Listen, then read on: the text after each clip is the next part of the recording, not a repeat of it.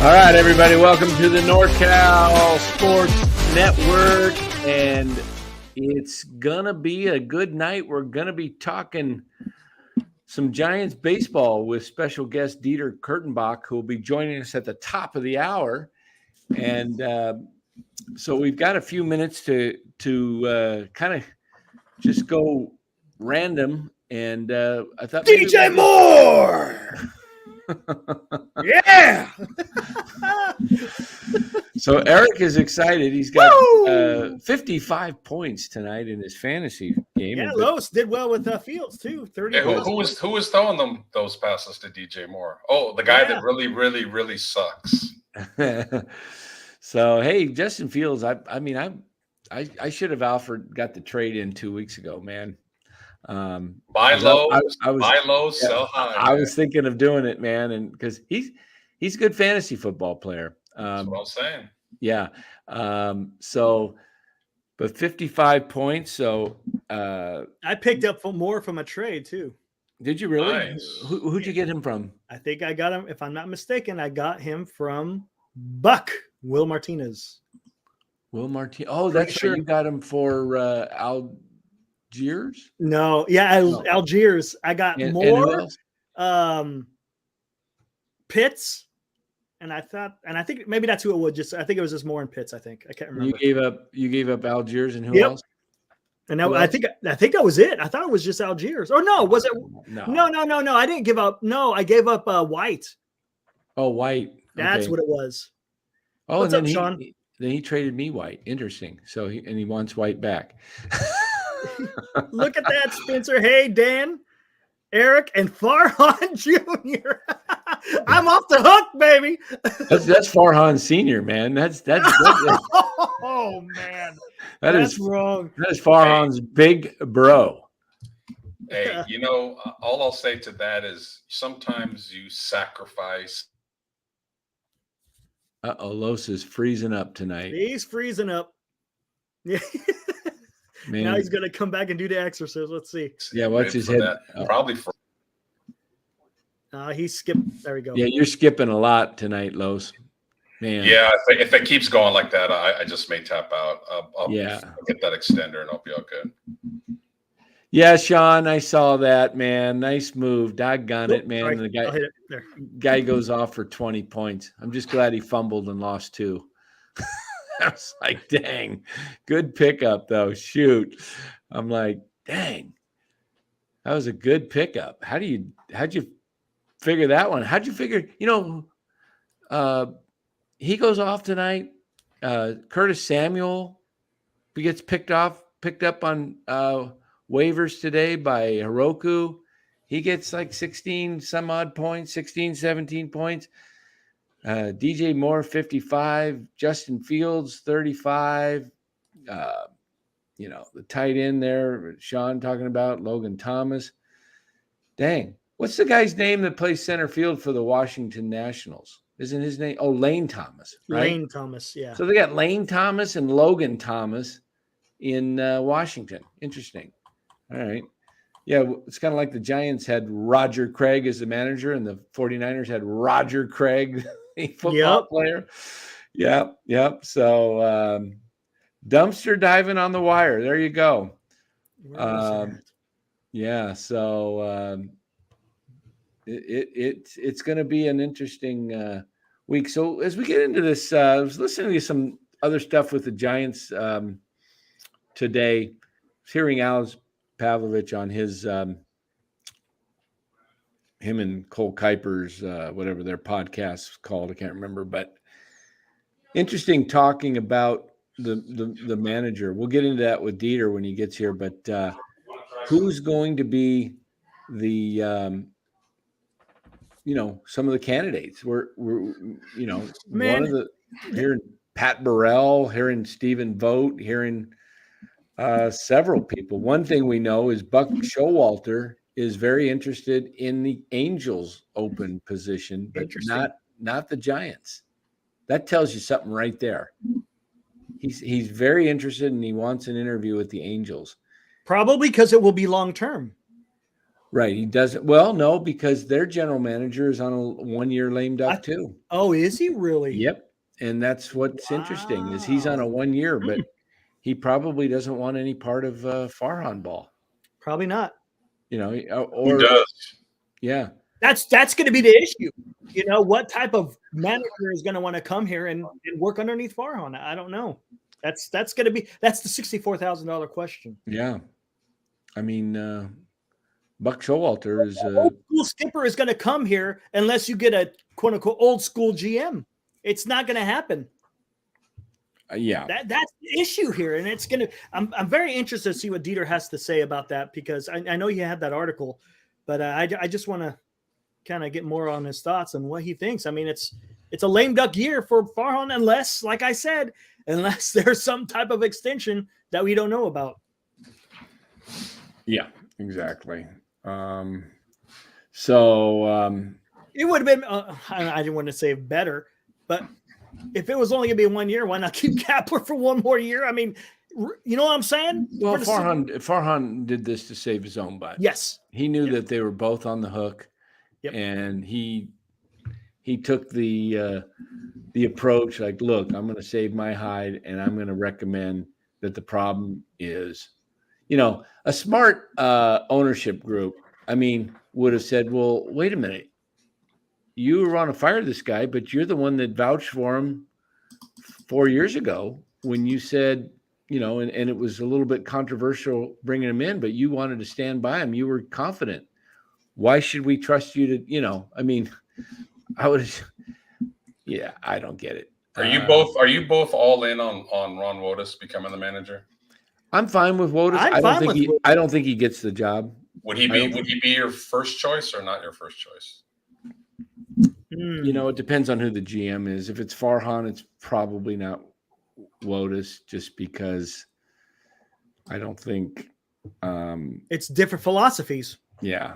I don't know who Farhan could bring in that would. He's going to have the manager's going to have full autonomy to make decisions on the lineup and the part of the roster. He's going to have, if Farhan's controlling the roster, who would want this job? I don't know.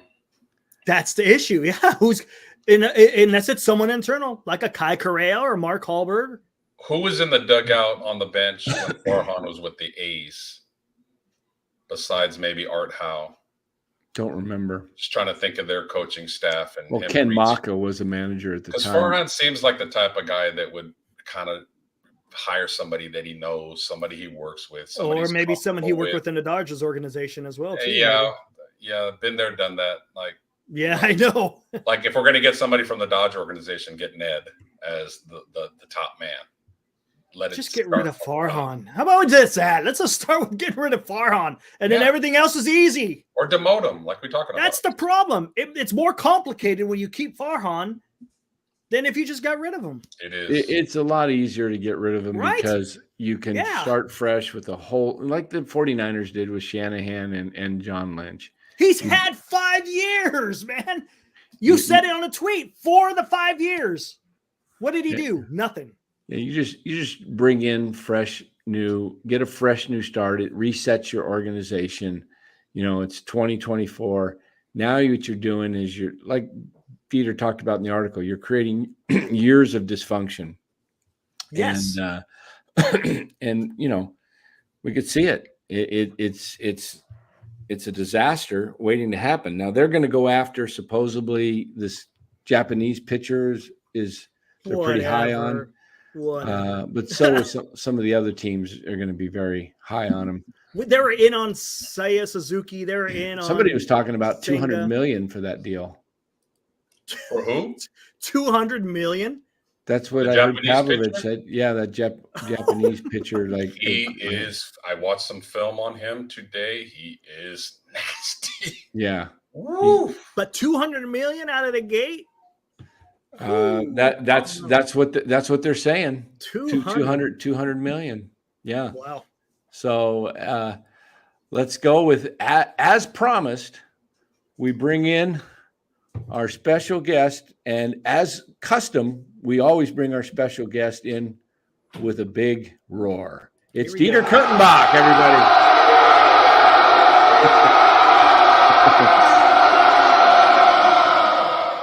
Oh, how's it going, everybody? Good, good. How you doing, Dieter? Doing well. Thanks for joining us.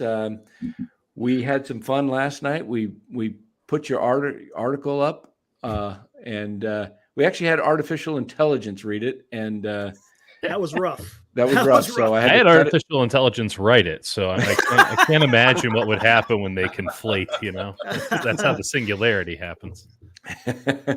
So so the Giants, obviously, I was thrilled and wanted to get you on because we have been on this show all year long, and we have been, one of the few voices months ago saying this has got to change, this whole regime. And we took some flack and some, for it, but we stood by our guns, and we just feel like, it's crazy to leave someone on a 1-year deal, as you talked about. And I just think it's a perfect time for a fresh start like the 49ers did with Lynch and Shanahan. You just reset your whole organization, and now you got this giant big cloud hanging over the club all off season and into next year. Give us your thoughts. I know you wrote the article, but tell us what you were thinking, what you see, and maybe if Farhan does stick around, if they do keep him as it looks like they will, what do you foresee the Giants becoming in 24?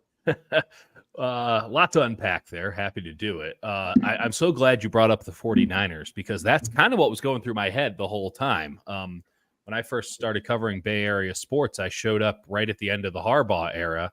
And I remember distinctly being a bit confused as to why Trent Baalke had also kept his job when the Jim Harbaugh era had ended, obviously acrimoniously. And we know the details of that weren't necessarily football related in its truest form. But, they hired Jim Tomsula. We all knew that wasn't going to work. They hired Chip Kelly. And when I say they, I mean Trent Baalke's in these conversations. They stuck by their guy. And Trent did do a very good job, obviously, with Jim Harbaugh. But when that relationship broke down, it was hard to rationalize why Trent Baalke was the one who survived. And when they then hire back-to-back 1-year coaches, you're right. They had to do a totally clean slate. Now, the structure of the 49ers at the time, we know this, is that Kyle Shanahan got to handpick his GM. And the power structure in Santa Clara is that Kyle Shanahan is the man. And however much power or responsibility he wants to allocate, that's his determination. And the Yorks and Jed, they let him kind of do his thing. And unquestionably, I think he's had 2 contract extensions now. They've done an outstanding job. It's a great team. Farhan doesn't have that kind of track record, but it is his call. And Gabe Kapler was his call. And I wasn't negative about Gabe Kapler when he was hired. Obviously, there's some extra stuff that you could have been outraged about, but I thought it was a totally sane hire to bring in Gabe Kapler because understanding how front offices work and how powerful front offices are in this day and age, I would rather have a yes man just in line that they can execute their vision. And I don't know if I'd go as far to say that Farhan has been able to execute his vision. I put most of the onus on the failures of the Giants on ownership, mainly because they have been deep, far deeper than most teams, if not all but one team, in free agent negotiations with some big-time players or trade negotiations with some big-time players. And time again, whether it's Bryce Harper, John Carlos Stanton's a little different, but certainly Aaron Judge, the Carlos Correa situation, it seems as if ownership is the one who kind of pulls back. With Judge, they're not willing to go to the stupid, crazy number. They allow the Yankees to stay in the game. With Harper, the exact same thing. Stanton, they had it all the way down the line. There was some cold feet from ownership, but ultimately that was Stanton's call. He didn't want to come here. Okay, that's his prerogative. And then with the Correa situation, Farhan's got the deal signed, sealed, and delivered, and then ownership gets, I don't know about this one. They get some outside opinions come in. And this is the problem with having a board instead of somebody individually who writes the checks. So I can agree with anyone who comes out here and says that the regime has to change. I can't disagree with it. I don't think Farhan has enough to stand on. I don't think it's an outrageous take at all. I don't know if I agree with it. Like, I don't know if I would say that. I do know this, as you alluded to, and as I wrote. The structure as is currently being implemented or currently being executed makes no damn sense. Farhan is on a 1-year deal. He's in a lame duck season for all we know. A make it or break it, whatever the hell you want to call it. And yet this guy has the ability to sign a manager for 4 or 5 years. I know managers don't matter that much anymore. And I think that he should have the ability to hire the manager. But who the hell is going to want the job? Right. Not knowing if the guy that's hiring him, the guy that he'll be taking directions from, is going to be working here this time next year. So if the San Francisco Giants want to keep holding themselves up as this bastion of great traditional baseball, if they really want to be a big market franchise and they want to stick with Farhan Zaidi, just because it's not politically positive right now, just because they might get some flack, doesn't mean that they shouldn't do the thing and sign him to an extension too, so that him and his manager are on the same timeline. Because, by the way, if they think in a year we made a big mistake, just eat it. Just eat it. As opposed to bringing somebody in on a promise that you're going to be around here for a long time, and then, we're going to fire Farhan, and then the year after that, we're going to fire you, or maybe we'll do both at the same time and have a bad energy and juju with agents and managers across baseball. It's just, this is what happens when there's nobody actually calling the shots. I know that Greg Johnson has come forward and been like, I'm the guy calling the shots. But when Farhan consistently says, and I like Farhan on a personal level, I think he's a very bright guy. Again, we can disagree if he's done a good job or not. I think the farm system is light years ahead of where it was. They've obviously failed in free agency. They sucked this year. So head had to roll. I'm surprised he had the ability to make somebody else's head roll, that he wasn't the one on the chopping block too. But regardless, when Farhan's in that press conference for 40 minutes and he says the board, that tells me that there is some unbelievable San Francisco fashion. I mean, truly nailing the city here. Some unattainable bureaucracy that's actually calling the shots, which means that nothing actually gets accomplished. And that's cool. If you want to empower Farhan Zaidi to do anything he wants, here's the checks, let's do it. But actually empower the man, or get him the hell out of there and bring in somebody who can be empowered, because the most important job in baseball right now is director of baseball operations. No one hears about the GM. I've never even talked to the damn GM of the San Francisco Giants. I don't know where to find him. At least Scott Harris, the prior GM, I could call. I met Pete Patulli at the winter meetings, and that's incredible. You're the first. Yeah, like the John Fisher of GMs. What was interesting is he sat out in the while everybody was inside the hotel. He was out talking to somebody in the hotel circular drive, up front for like 3 hours. I'm like, he's just out. What's he doing? Everybody else, I mean, I didn't know he could speak, so that's a win. So, but here's my thing, Dieter, is this. You got Farhan on a 1 year. So he's desperate. You got him backed into the corner. Is he going to are you going to trust him to make rational trades to make this team? Is he going to trade away some of the better farm guys because he might get Trout and, every other GM, or I call them GMs because it's GM and assistant GM. This is just called the Bobby Evans principle. This is what the Bobby Evans principle. So you get this trade away youth. Here's Evan Longoria. That's going to go great. Yeah. Who's looking after Farhan on this? Because here's the deal I see is every other GM knows Farhan's desperate. They're going to take advantage of him. Right. I think that Farhan is so. Again, I can't disagree with any of that. It's logically sound, and I guess the question is, who is creating the pressure? What does the narrative need to be? If this team needs to just win, I guess, how about this? If the team needs to win 95 games next year, then some stuff's going to have to get blown up. and they're going to have to trade youth for the here and now. And that could turn disastrous. That could be a 65-win season just as easily as it could be a 95-win season, because you are putting a lot of different ingredients into the pot, and you don't know if you can actually cook or not. At the same time, I think this guy has been so principled in his approach, very, very much believes in the model that he has executed so far. Would like to have gotten those big-time free agents, at least one of them, would like to have brought in a number 3 hitter for this team, but that's not the way that the Giants want to operate. And I think that instead of doing the rash things, he could have done that at any point. And instead of doing that to this point, that's a good point. He's been pretty calm and collected. And I think that he would be better served because he's young. I think he's extremely well respected throughout baseball. I mean, the people I talk to around baseball say, hey, man, if you had better owners, you wouldn't be talking about anybody. You wouldn't be calling me about him. Interesting. I think he knows if it doesn't work out here, I'm getting another job. It might not be immediately, but it's not going to take that long. And it's not going to look good for me when I do the job interviews to say, and then in the last year, I went Dave Dombrowski and decided to blow everything up in the effort for a 95 win. Like, he has to preach the gospel of Farhan Zaidi all the way to the end. And just from his comments yesterday, and I can only take him at face value. I mean, a couple of people have told me, I'm not like reporting this in any serious way because I don't know it to be true or not.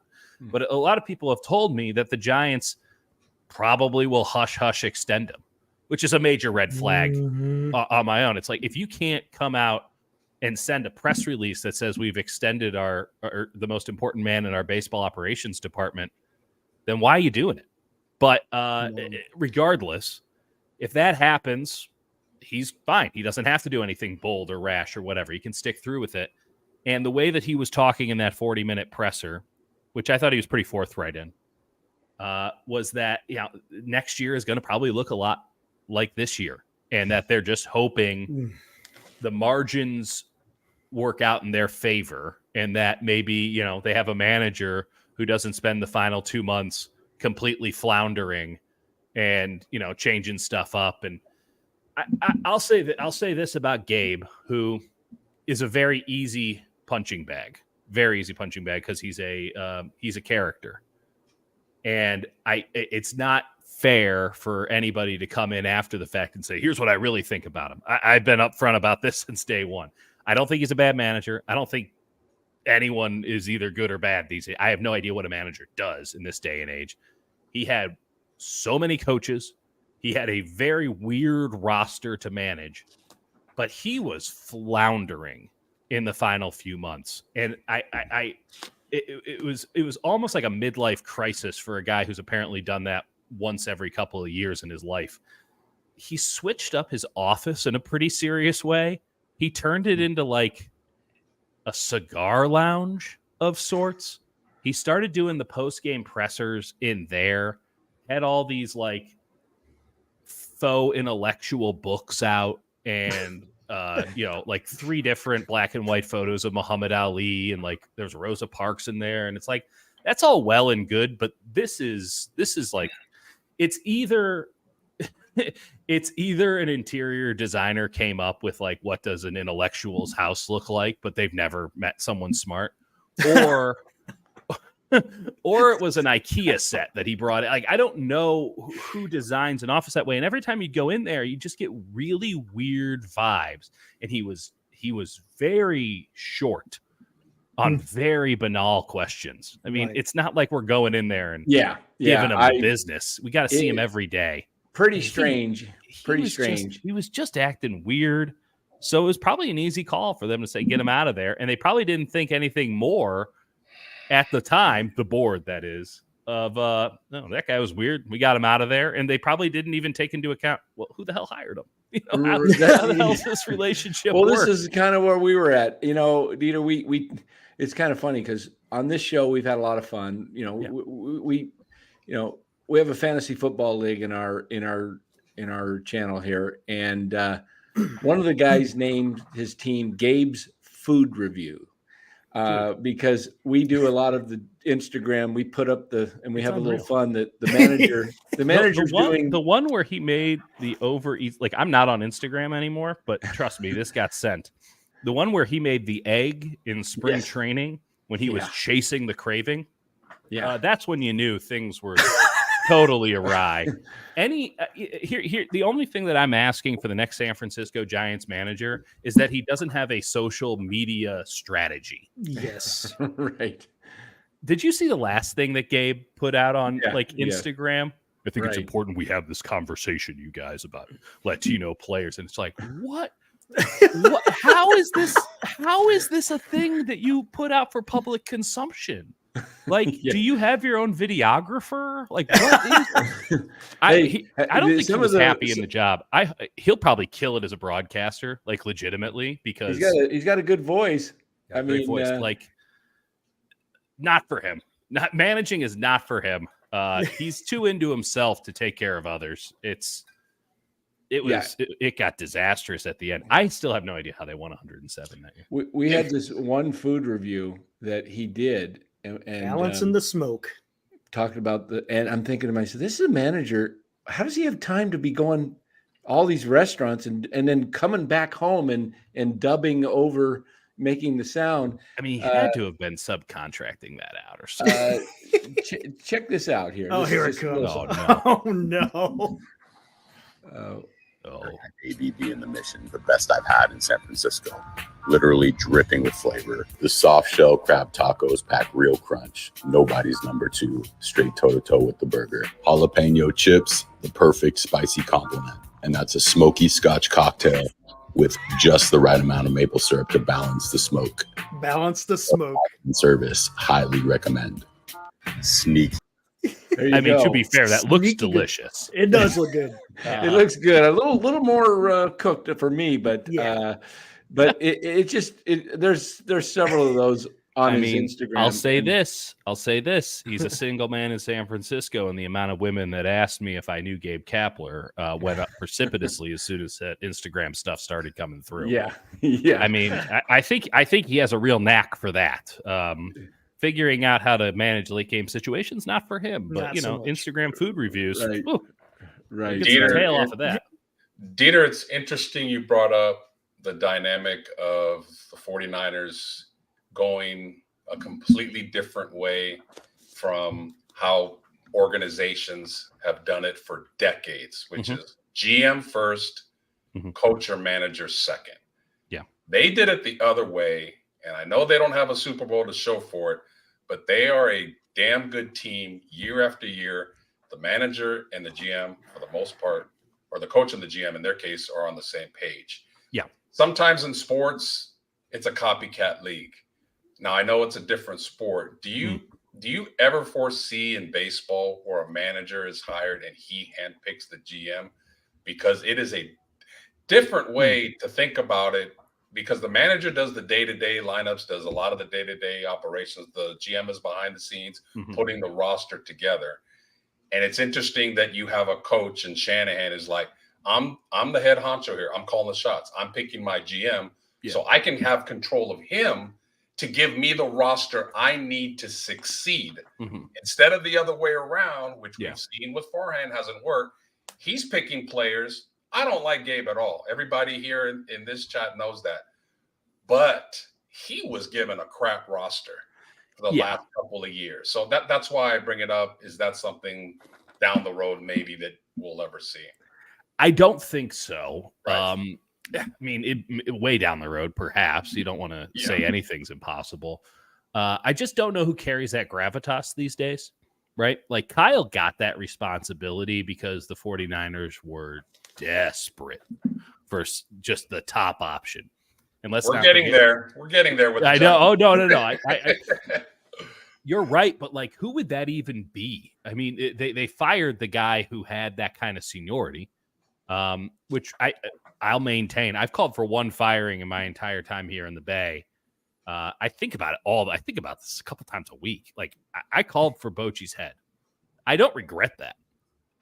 There was no connection whatsoever with what the front office was doing and what and what Bochy wanted to do. And he was being a good sport about it, but like you could tell he wasn't about that action. And it's like you hired this guy in Farhan, you handed it over. He comes from the Dodgers, he comes from the A's. You really push him as this guy who can turn the Giants into a perennial contender, not just for a division, but for titles. It hasn't worked out that way, that's for sure. And I don't think anyone still holds him in that esteem. But when you had Bochy around, it's like this is a roadblock. And it's just such a disconnect, and it's just weird to be around. That's the only guy I've ever called. But like he would be the only one in baseball. Maybe I'm missing somebody. Please throw it out there if you can think of somebody. I mean, Tito Francona before he retired, maybe. It's just not.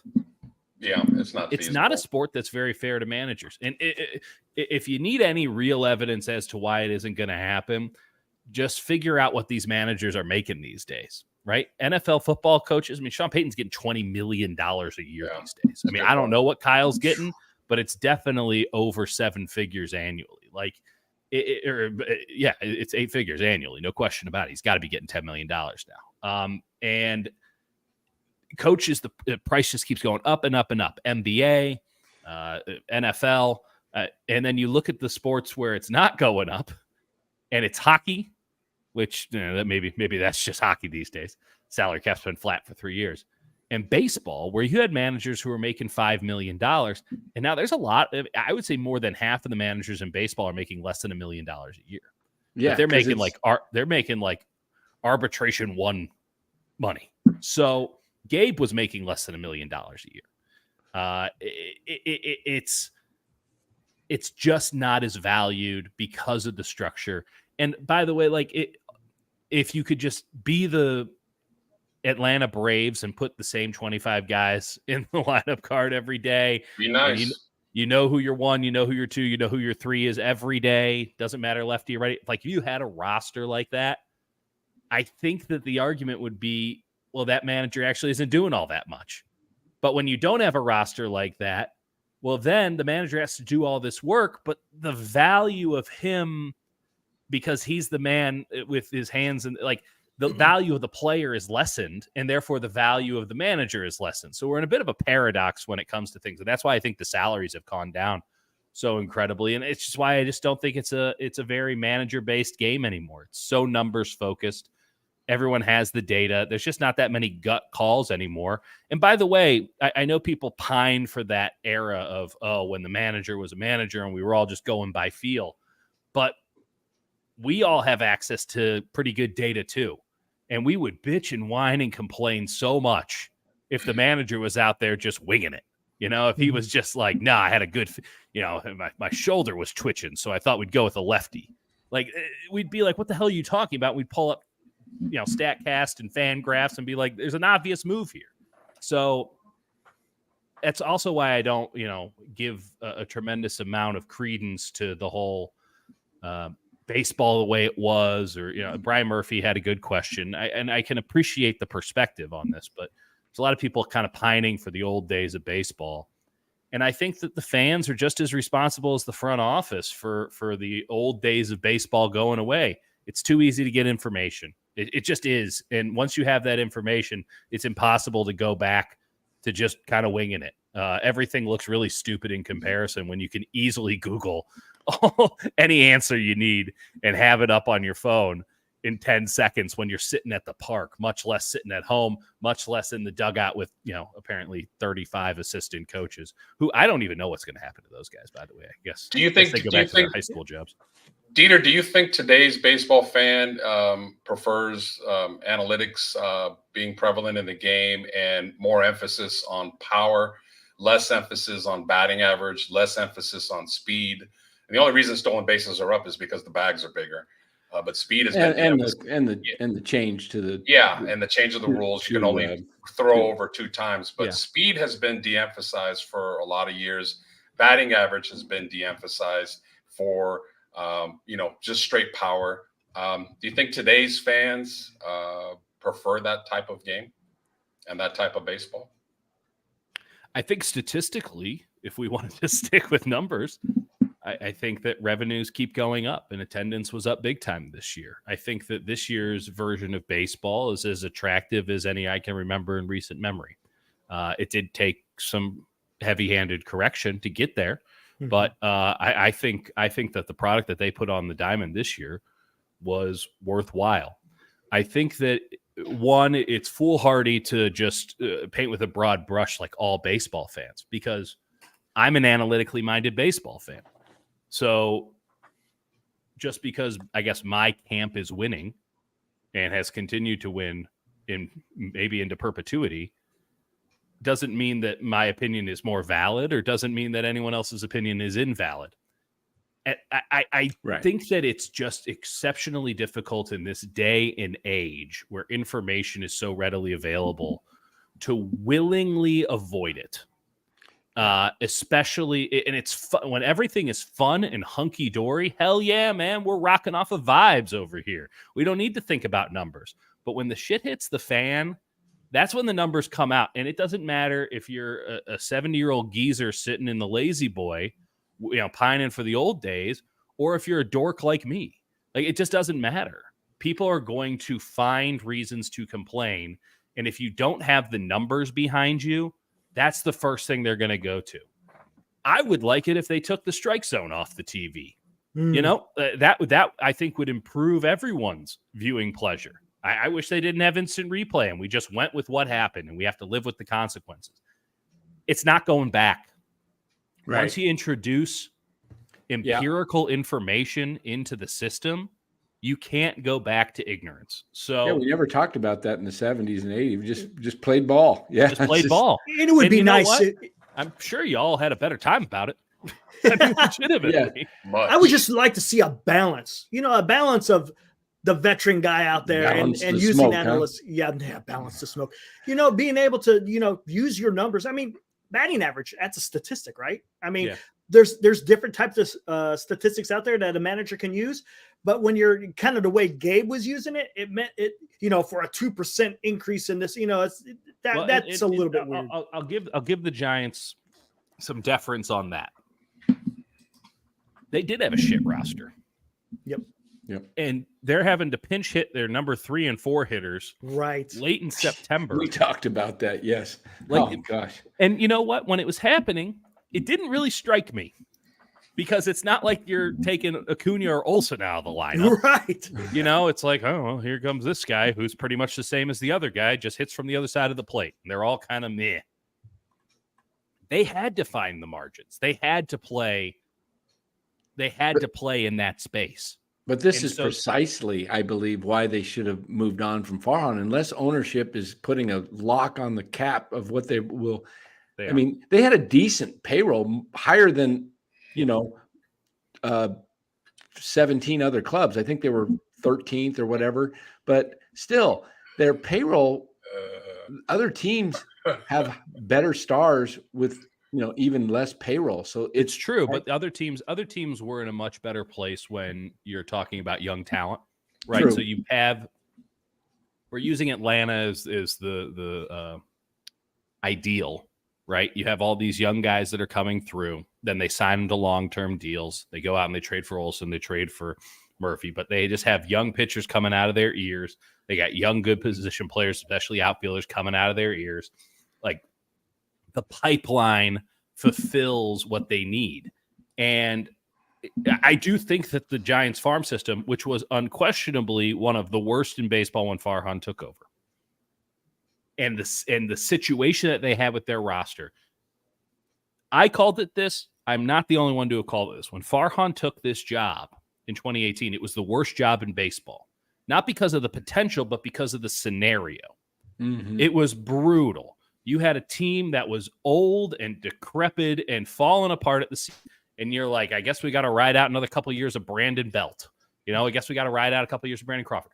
And it doesn't mean that there weren't positive moments from those guys, but there was no pivot point. You couldn't actually blow it all up because no one wanted the players that you would have to get the hell out of town in order to blow it up.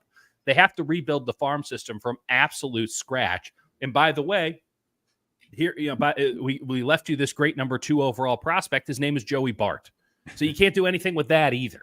He took over an absolutely brutal job. And yes, it has not been great, but they have also been interesting in September pretty much every year for the last couple of years. And the farm system, which is behind on where it should be. The COVID screwed them up more than any other team, and that's on them, not on the scenario. No other team makes these kind of excuses on, oh, well, COVID screwed it up. But they were so dependent on the farm system coming up fast that when the whole world ends, it took 3 years for them to recover. That's a flawed system. I'm not sure how I would have fixed it, but it's something to keep in mind. It shouldn't have taken 3. I'll give you 2. Shouldn't have taken 3. They made some bad picks along the way. Everyone does. But whoever takes over this team, if Farhan indeed would go out, they'd be taking over a pretty plum position because you can pivot from this spot. You can make what you want from this spot. And I'm not totally sure that Farhan Zaidi doesn't at least deserve the opportunity for the next couple of years to figure out what he can make of this.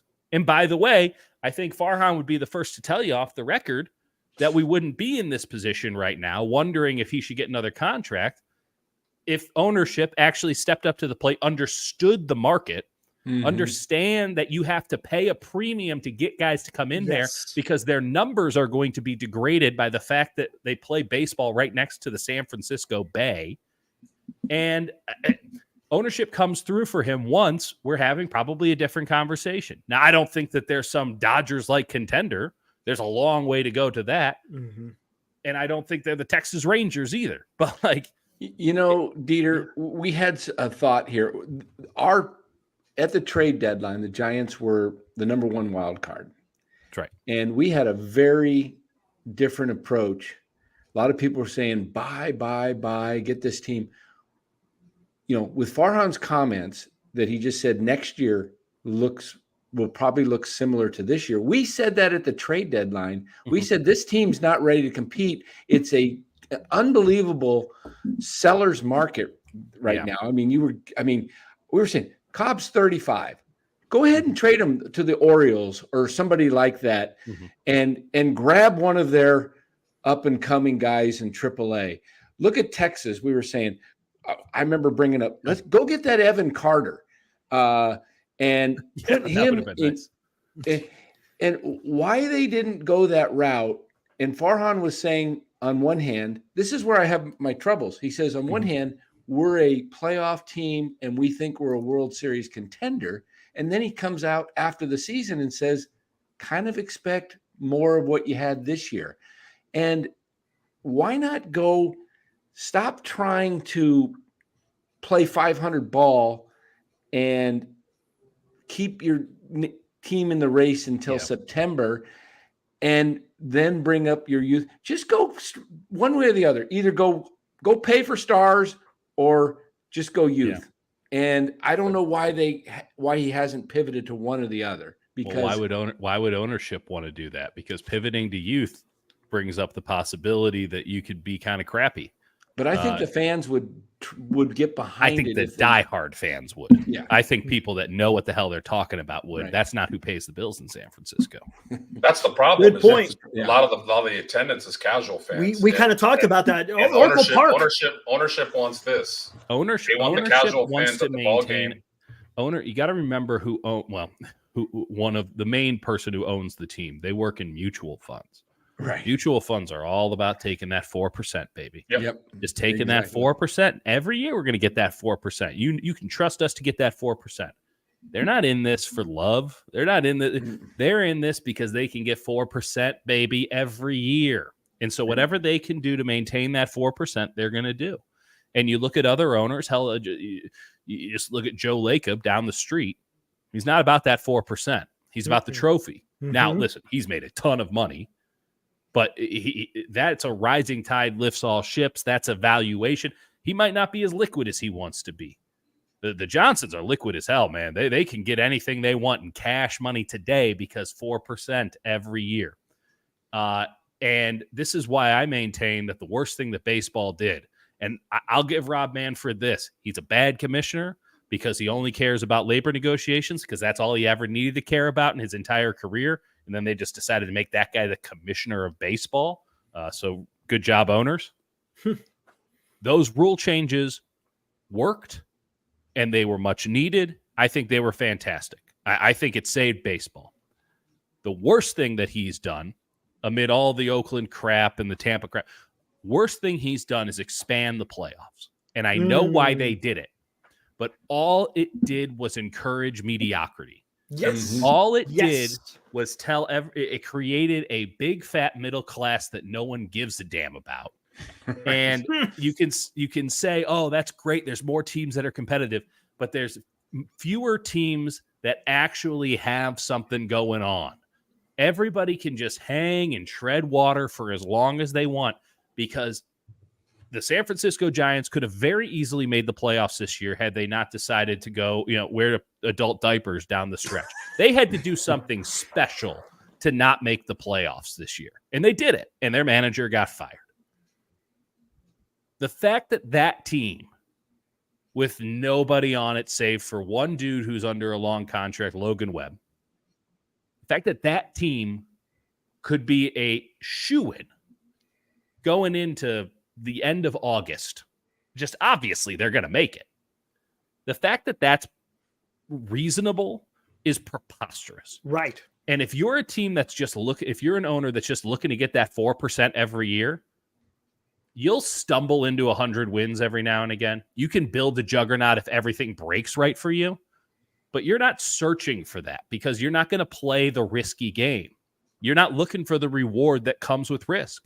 You're looking for 4% every year. And the easiest way to do that is to just try to put out a team that's going to be 500 every year and hope that things break your way. And you know what? No one's done a better job of that in baseball than Farhan Zaidi. Yep. And that is laudable. But yeah, you're right. You're right. It would be nice if they picked a direction. Ownership doesn't want a direction. Ownership wants 4%. Yeah, we've kind of come to that point where we've learned that, hey, maybe ownership is the real problem. Here's a analogy I want to bring to you and see if this makes sense.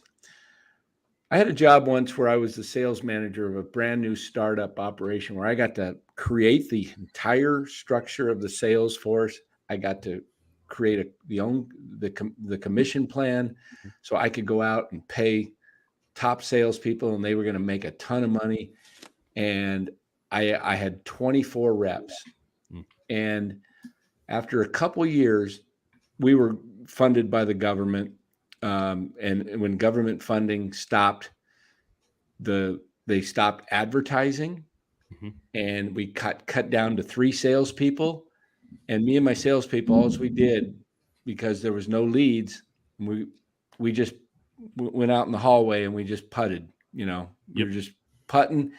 Do you think, with the fact the way that it looks like Farhan did everything down to the lineup, maybe even calling from the press box or pinch hit this guy? I don't think it went that far, but he definitely, his man was in line with what he wanted to do. Right. But do you think he may have lost some interest, Gabe? Like, I'm not really doing what I really love as a man. I'm not getting to be the manager I dreamed of as a kid, where I'm calling the shots and I'm in this, and I'm just like, I don't have much interest because whatever I say is going to be overruled anyway. Totally. I think that's a very fair theory. So if they want to bring in a manager, don't you think Farhan's going to have to give him complete autonomy to run the ship? Or if he does, who worth his salt would want to come in? I believe that's why Bochy resigned. He's just like, well, I'm not going to work here. I can't be the baseball man I've been all my life. I'm not going to function. I'm not going to play this game. Mm-hmm. The correct answer is no one worth their salt is going to come in and do it, which means you're not going to get a manager who's worth his salt, which maybe that's a big deal. Maybe it isn't. I don't know what a manager does. I don't know how important they are. I know they get a lot of credit when teams win. I know they get a lot of blame when teams lose. I've been in situations where it's pretty obvious things aren't working out, but that's usually because, the locker room is in complete disarray. There's situations like this year where you just played so badly for 2 months. Like, come on, man. Like, get the hell out of here. Like, if you couldn't pull them out of this tailspin that never seemed to stop, clearly you don't have a job here going forward. But, like, no one worth their salt is going to take this job. You're not going to get some big honcho. I don't know who's good at this. I don't know who's good at being a manager. I really don't, much less under the circumstances. It's interesting because we've had Ned Coletti on several times. And Ned would have a better idea for sure. Yeah. He said he never he would give his manager tools, suggestions, but never directives. Would he tell direct say this is what you got to do. It was left to the manager to make the decisions on the field. And he was also, this is one of our other criticisms, is it was obviously that Kapler had lost the locker room. You could hear it from the players. Ned used to say, I knew exactly what was going on in that locker room because I was in touch with people, and it was my job to know as the top guy what's going on, what's the temperature happening. And for Farhan to wait until the end of the season while they're self-destructing and then kind of make Gabe the fall guy to save his hide, to me was the ultimate show of weakness, because it was like he went and recommended that Kapler should be he should have fired him 2 months earlier. Maybe. I mean, I'll say this. I don't think that this is an individual team issue. I think this is a symptom of the whole damn machine. Yeah, there's not teams don't value players the way they used to. I guess they value some guys, and then they pay them way too much money, by the way. Like, there's one guy on the team who makes $50 million, and like everyone else makes $50 million combined. Like, it's a totally illogical system for one baseball player. Like, great, he bats second for you. Like, how does this make any sense? Blame Billy Beane down the road over here. Like, I don't know what else to say. When you are able to produce results, maybe not titles, but results at a very high level on a tenth of the budget, most of the people who own baseball teams made a lot of money because they're good at business. And they're looking at this and saying, that seems pretty good for business. Why would I pay 10X when I don't have to? Maybe I'll pay this guy 5 times what he once had, and then imagine what I'll get. But this guy's clearly better at his job than that guy. And not to take anything away from Ned, but he's old school. And the guys who run baseball teams now, and it's just down the line, man, down the line, save for maybe 1 or 2 dudes. These are guys who could have just gone and done, high volume trading in Wall Street. These are hedge fund managers, and they view the players like they're ETFs, like they're just stocks, and it's in and out, left and right, buy, sell, trade.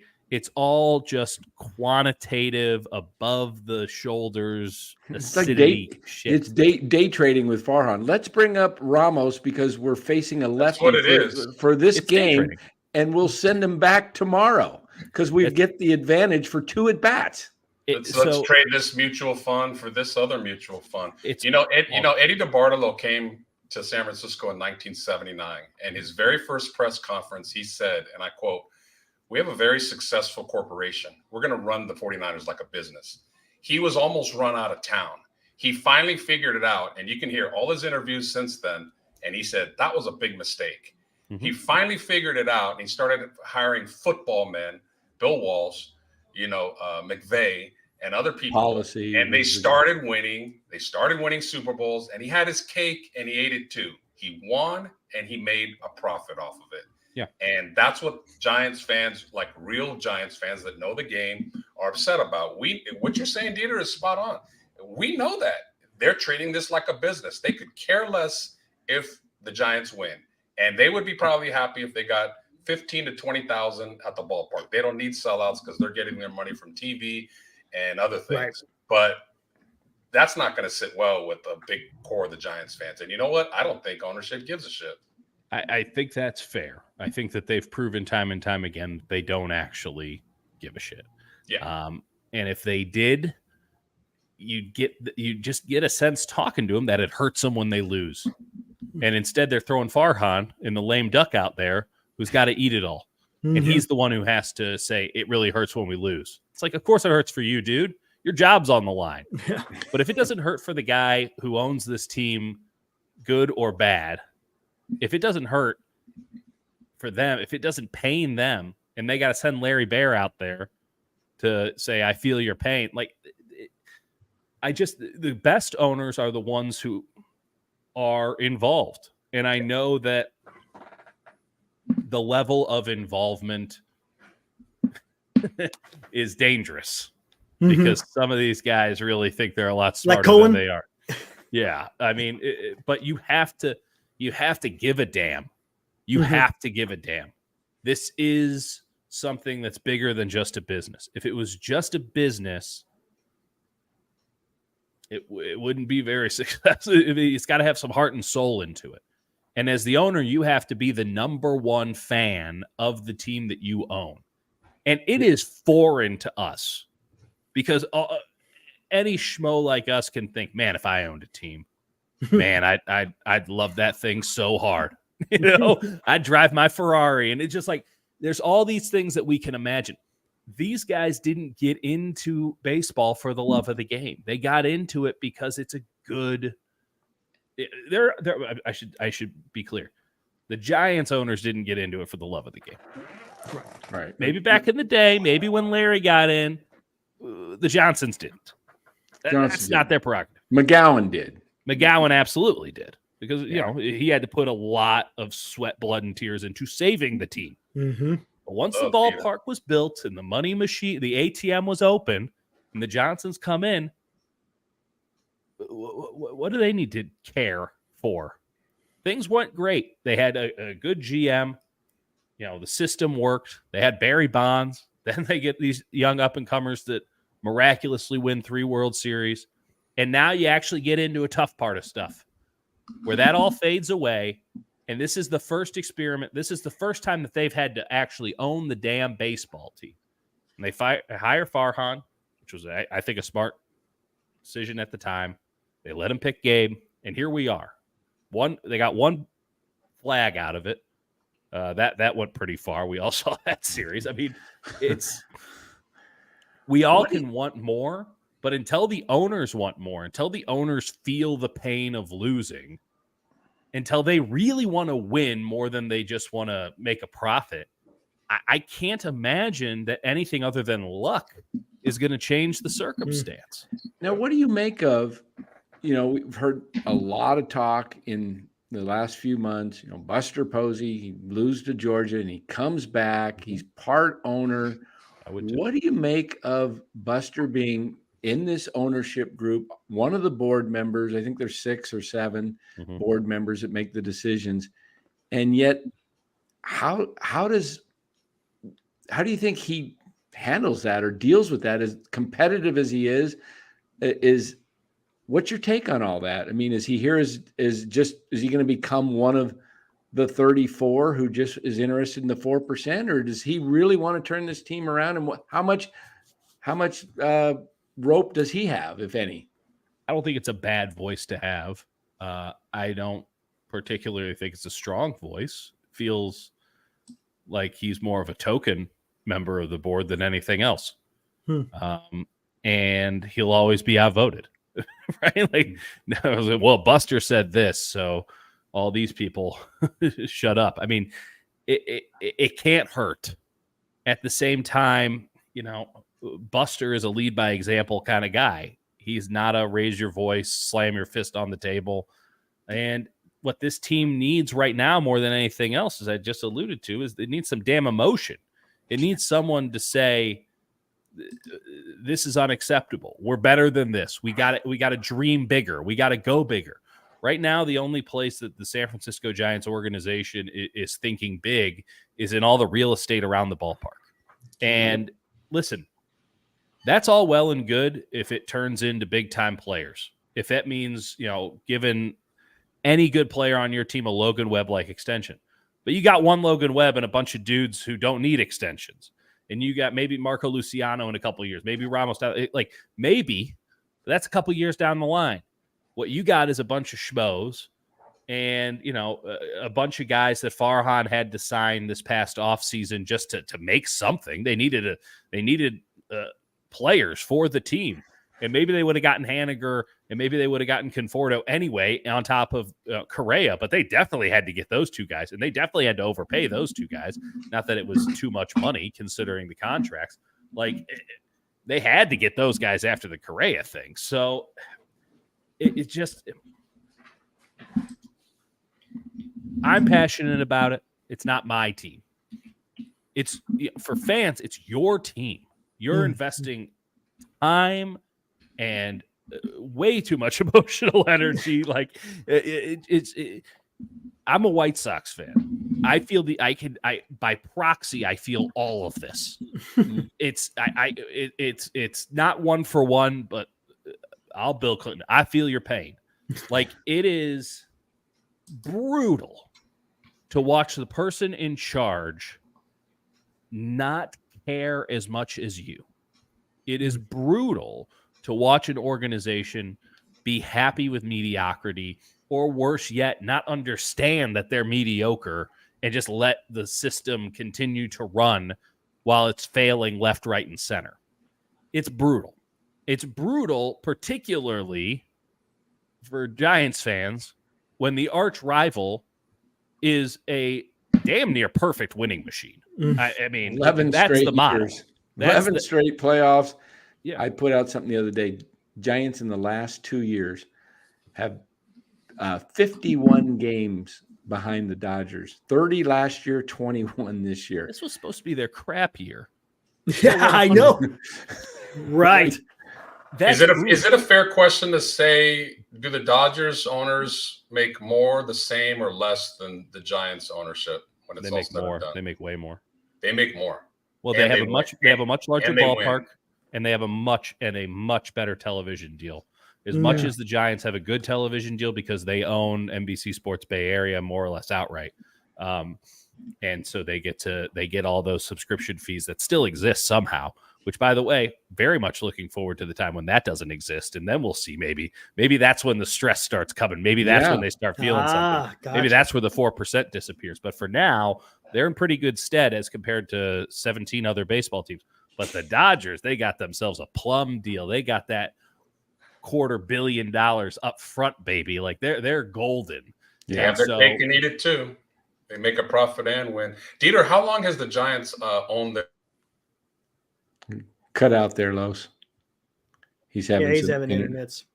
It's all good. Internet issue. What do we think he was going to say? How long is how long are the Giants owners? Own the team? Go for it, Los. You're back. Did I freeze up? You froze up. How long? I'm sorry. The question was, how long has the Giants owned their stadium free and clear? No loans on it. Day one. Wow. No loans is not, it's not the correct statement, but there was never any risk of like repossession or anything. I mean, no. Yeah, absolutely. like I think it was paid off around 12 or something. I mean, they built the ballpark in 2000, so yeah, about 12 years. When they built it, they weren't in any sort of perilous financial decision spot. Like, it was very easily managed. We're not talking about what would be a good example, like Cal football stadium, where you just like, they're just like making deals with loan sharks and stuff like that. That ballpark was in good graces from the day it opened. It was like a 30-year mortgage. As long as the games kept going on, they were going to be just fine. Dodger Stadium, I mean, it probably is in need of some renovation. Not that we're going to see that. And that's another interesting thing when it comes to ownership. Like, it's a 20-year-old ballpark. It's gorgeous. Beautiful. But hey. It could use a few. It could use a polish. Yeah. Hard to believe it's 23 years old. Well, when you build something timeless, it makes things go like that. But at the same time, we've all gotten a little bit wider since the pandemic. So it's, maybe we expand those concourses just a smidge. Maybe we figure out which concession stands are working and which ones aren't. Like, it looks a little stale inside. I'm not going to lie. There's a little bit of signage that could use some upgrading. Like there's just a couple of things where you go, hey, I appreciate you. Very smart move in center field, all that. That was moving a fence, putting up a couple mounds. I mean, that's nothing. The Giants are trying to pass off, we really did a nice job in Scottsdale as some sort of a testament to their involvement in the organization. Like, I got a ballpark for you, 22 years old. You guys own it, as you pointed out, free and clear. It's nothing but profit, but they got apartments left, right, and center. How about we add some upgrades here to the bowels? I mean, Farhan had to do his press conference in the dugout, which I found weird. And I asked, and they go, well, it's because the press conference room that existed for so long is now filled by an analytics department. So it's like, that's cool. Like, I can appreciate that they got some quants down there running the numbers, but it's really not. I mean, if you're gonna do it, go on. Well, let me ask you this, Dieter. I know you, and feel free if you have to get going here anytime. But I know you've stayed past what you thought we could add you for. The Giants have a hard time attracting any real hitters that don't, because let's face it, you get paid off the long ball today. Yeah. You get paid off the long ball. I talked to Bam Bam Mulens a few years back, and I said, Bam Bam, what's with all these strikeouts? He says, well, they don't care. They're just hacking because they make their money off the home run. They don't care about batting averages until home runs. October, and then suddenly it matters. Yeah, exactly. But what do you think of the idea? This park's beautiful. There's ways to, we had one guy in our chat recommend, hey, just move home plate forward 10 feet. And then, then you don't have to change Triple's alley so much. My thought was, why not take that third archway, whatever that archway is, where it jets out to 415, kind of round it off and get a smaller fence. I mean, we see plays in all these ballparks where people are robbing guys of home runs. It's impossible to rob somebody of a home run in right field. There's only one spot. I think it's right where they put the new bullpen, and the little fence is about 6 feet or something. Yeah. But why not an 8-foot wall and maybe put some new stands behind there or something and fill it up and put 2,000-3,000 more seats in there and make it a hitter's park. You've been to a game, I presume. I've had season tickets there. Yeah. So, you see during batting practice the fence that they put up, right? Right.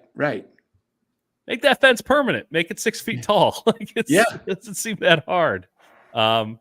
I don't think it would take away from the aesthetics of the ballpark at all. I think that honestly, the change in center field made the ballpark look better. And I talked to Brandon Belt about this a lot. I've talked to everybody about this a lot. I mean, it is brutal for left-handed hitters unless you are Barry Lamar Bonds. I mean, just that guy, and pretty much just that guy. Maybe Kyle Schwarber with his 198 batting average and 40-something home runs could maybe do it. But you're sacrificing. I mean, it's got to be at least 10 home runs a year, if not 20. I mean, they can't get a guy. They haven't had a guy since 2004 hit 30 in the season. Barry Lamar Bonds. Barry Bonds. 30. Every team's done it like 4 times. Yeah, some teams have like 3 dudes. It's brutal. I mean, it's a better option than the other thing that I constantly hear, which is just build a team around doubles hitters. And it's like, I'm sure that you'll be the one team in baseball building all these doubles hitters, and you'll be finding doubles hitters that every other team is producing, but don't want. Like, the market has spoken. The market is about the long ball. Now, I can appreciate that it's about, speed and defense and great pitching and all that now too. You have to have, a multitude of talents, but it's still about the home run. And, the way that the players are developed, they try to beat that double out of you. And it's not like Freddie Freeman, who led the league in doubles, wasn't hitting 30 home runs too. So it's all about the launch angle. defender, the more we put speed on the field, we have great players like Carroll and Acuna and Julio Rodriguez. When we have those guys out there, puts all the more emphasis on lifting the ball up. And I don't know, maybe we just make defense a lot. Even with the shift, I mean, it didn't really affect it. You can have one Luis Arraez but like Corey Seager, who hit 330 this year, he was just hitting the snot out of the ball. It wasn't like he wasn't trying to hit it up. He was just ripping it. So get more guys like that, I guess. I mean, it's just easier said than done in San Francisco. Farhan had to work through the obvious without saying the obvious the other day. It's an idiosyncratic market in that, it's brutal for left-handed hitters. It's cold at night. There's a lot of guys, not every Buster Posey from Georgia wants to, embrace the Bay Area. Like, it just is what it is. If you're making a choice, San Francisco is probably not high on the list if you have multiple suitors. Full stop. Yeah. So you gotta go out and you gotta make the All-Stars.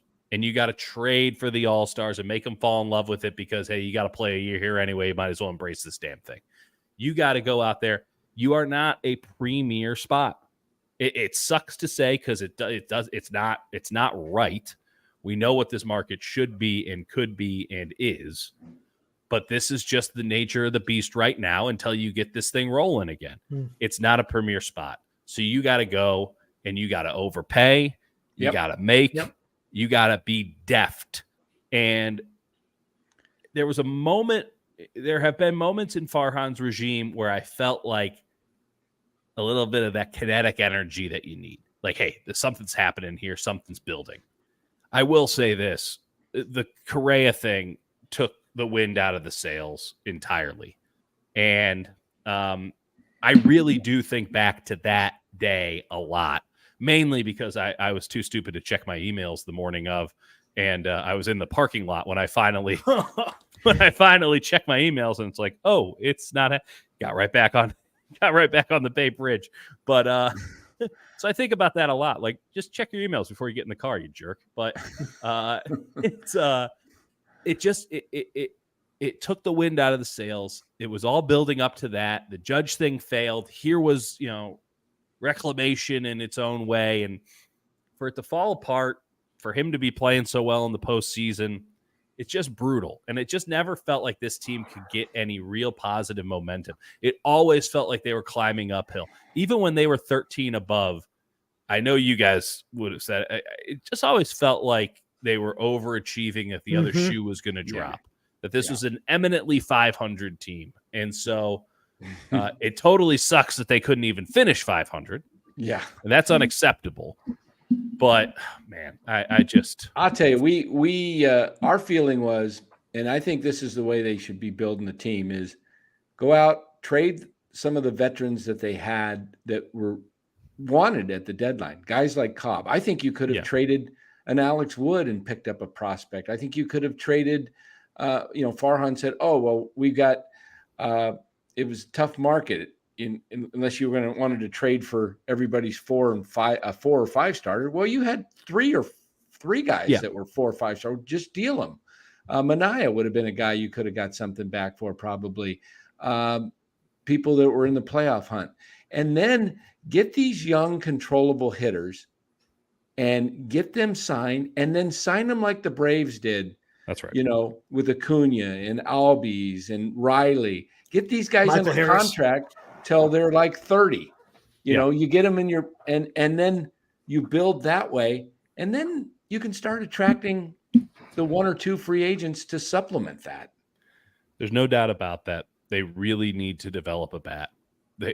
Like 5 of them, but a bat would be great. As much as Patrick Bailey has been a real positive influence, he's going to be a defense first catcher, and that's vitally important. But that cannot be. There's no Buster Posies anymore. Right. You cannot have your catcher be the best one on defense in baseball and also be the anchor of your lineup.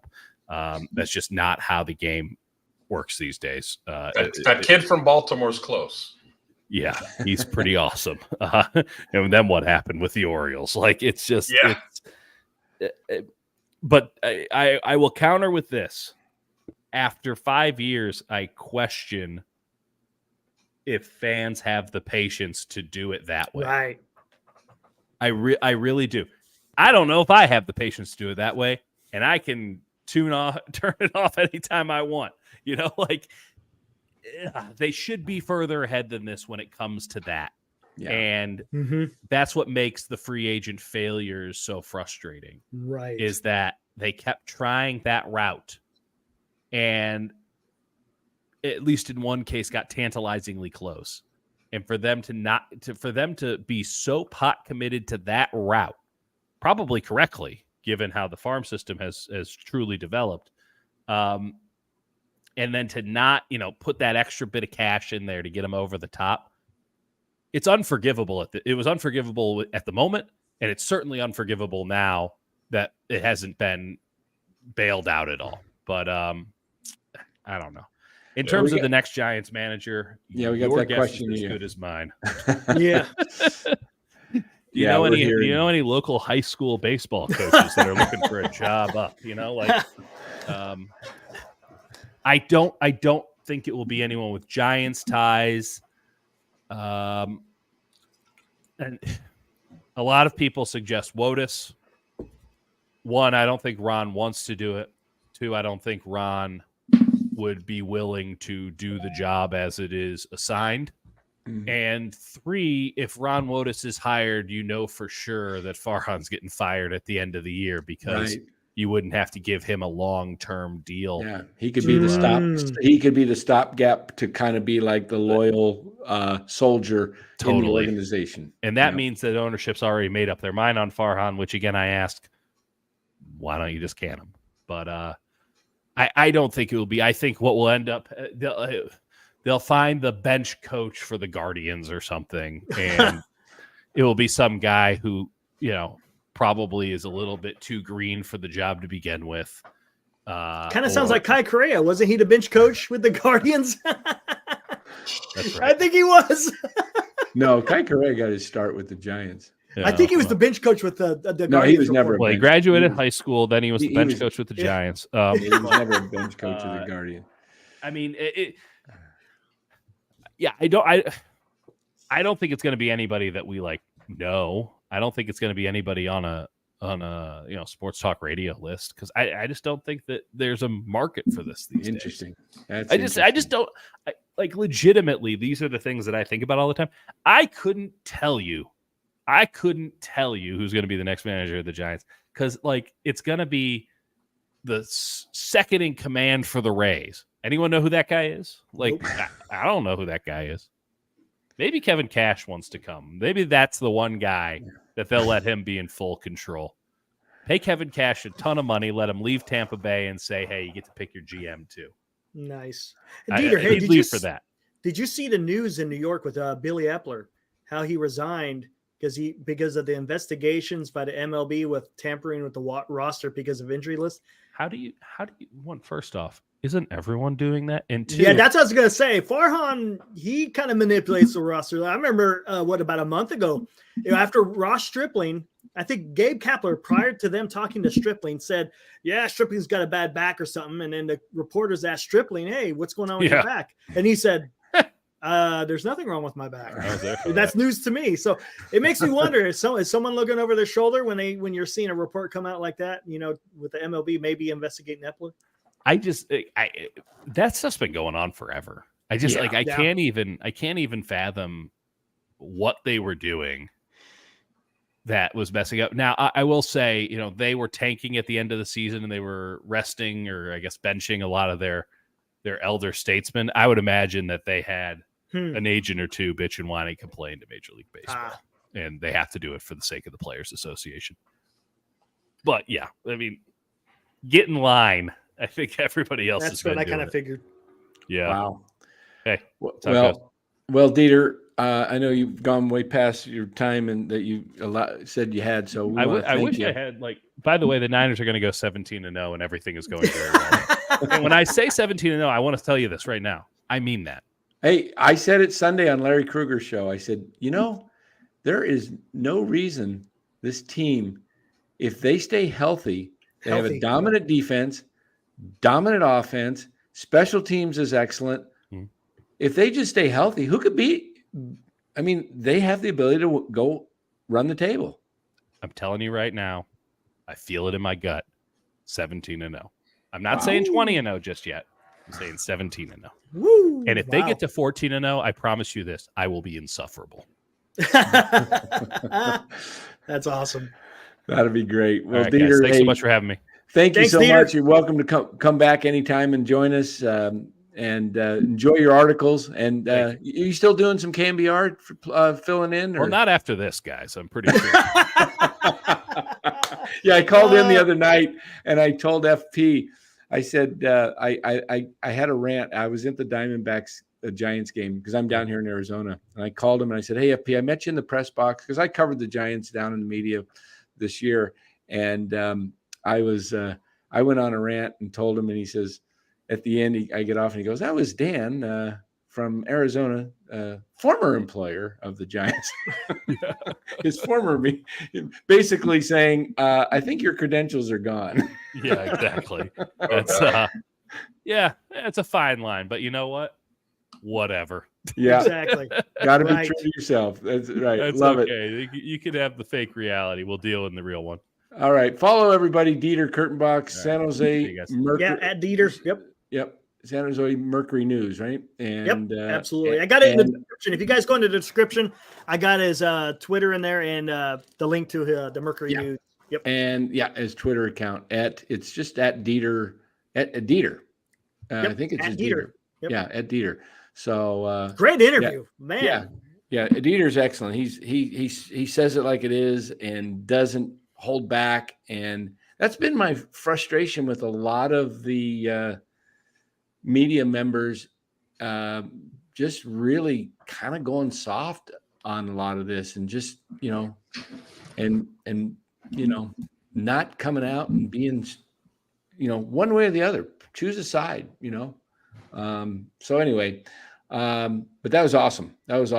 Seems like he's really pointing the finger at ownership. Yeah, I think it is. We kind of came to that conclusion. I mean, frustrated with Gabe, very frustrated with Farhan. But bottom line is ownership has put the clamps on this, and there's no desire to win. They're making he said it clear as can be. They're making their 4%. They don't care about winning. Here's the thing. Then Farhan just said, you know what? I want to get the hell out of here then. Farhan's getting a nice check. He couldn't get paid somewhere more? He might be getting, I don't know what a president of baseball ops gets. Yeah, I mean, it's close to $3 to $5 million a year. Maybe 5 million. I don't know what the contract is, but he was given kind of in the political world. He was given a mandate when he took over the job.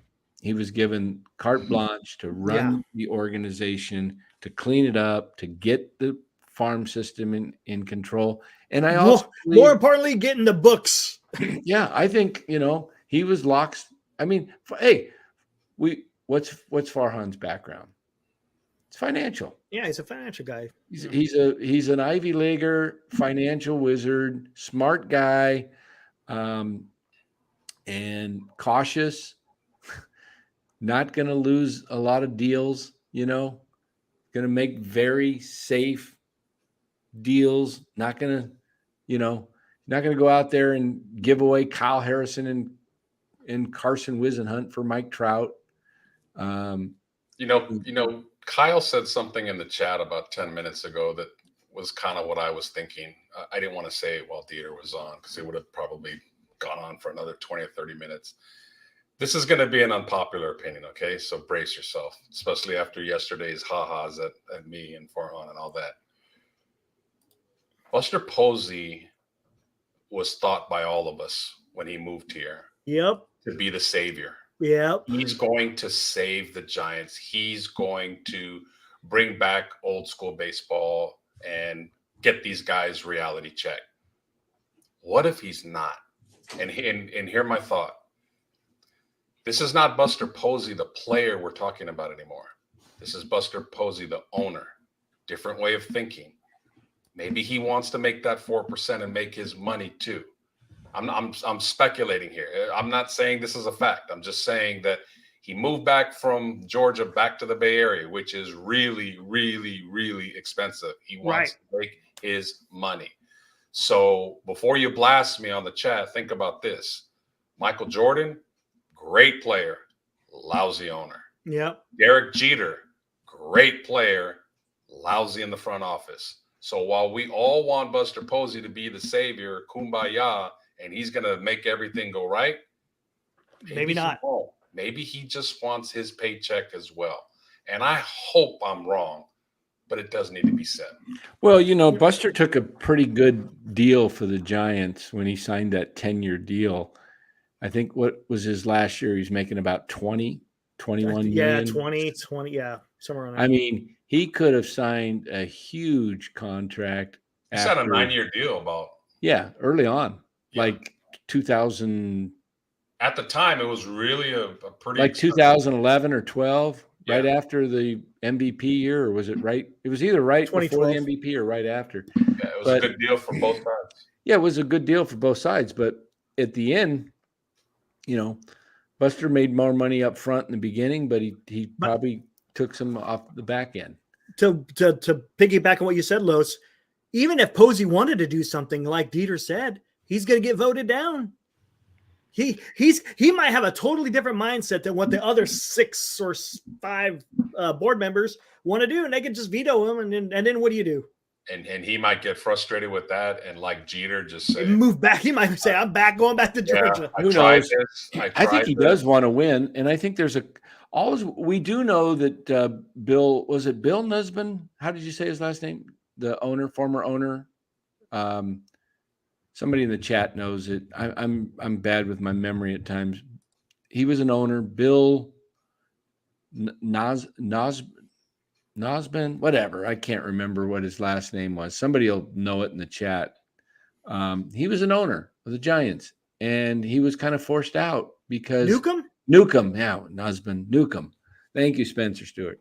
Bill Newcomb, he was forced out because he wanted to put more money into the baseball operations, and he was overruled because the owners want their money. That was right there a big red flag, Dan. That I think when the news broke, I think most Giants fans just looked at it and thought no big deal. But that should have been a red flag, that the main owners and the ones that really have the power on this team had no interest at all putting it back in. No, baseball. You look at these guys. We talked about the Johnsons. Greg Johnson manages $3 trillion in funds. Okay. You know what 4% is on $3 trillion? A lot of damn money. Yeah. A lot of damn money. So, these guys, when Dieter's talking about that, they're perfectly happy. The Johnsons are not from the San Francisco. They don't have a love for the Giants. And it shows. And it shows. The man that had a love for the game was Peter McGowan, loved the city, built the ballpark to be old school, even the triples. It was a throwback. It was a throwback. He doesn't get enough credit. And he really doesn't. He saved the Giants. I mean, from going to Tampa. Tampa's another team. Tampa shouldn't even have a baseball team, in my opinion. You can't put more than 20,000 in on a playoff game, and you won 98, 99 games, whatever they finished up with. Hey, Dan, while we have still 100 people in the chat, those who may have not seen it. Yeah, hit the like button, too. Hit the like. But for those of you guys like button right now who weren't in the chat yesterday, this is pretty good. Have the ability to get them to come. Come on, it's so obviously the second one. I mean, it's just, you don't have the ability to get them because 1, you're a horrible GM, and 2, you don't have the manager and coaching staff fit to help boost that player up or the team. It's disgusting, and Farhan would say, Are you sure that I said that, Dan? Are you sure you're not paraphrasing that, Dan? That's a good one, Lowe's. Put those glasses on. Here, put these on right here. Dan,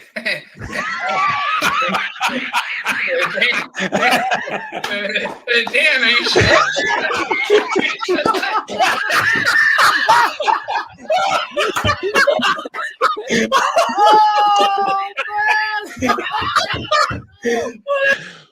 Oh, brother.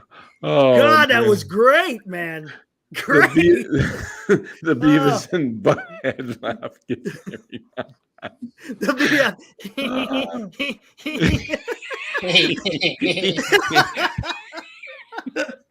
Hey, sometimes you got to sacrifice for the team, and everybody has some ahas. And Eric is the happiest person in the world because I took the Farhan staple and name off of him. So, Oh, man. But I'm telling you, man. hey, we all had a good time with it. When I was All putting that matters. clip together, I couldn't stop laughing, man. Every time. I watched it about 5 times last night before I went to sleep because Oh, my wife and I were rolling, man.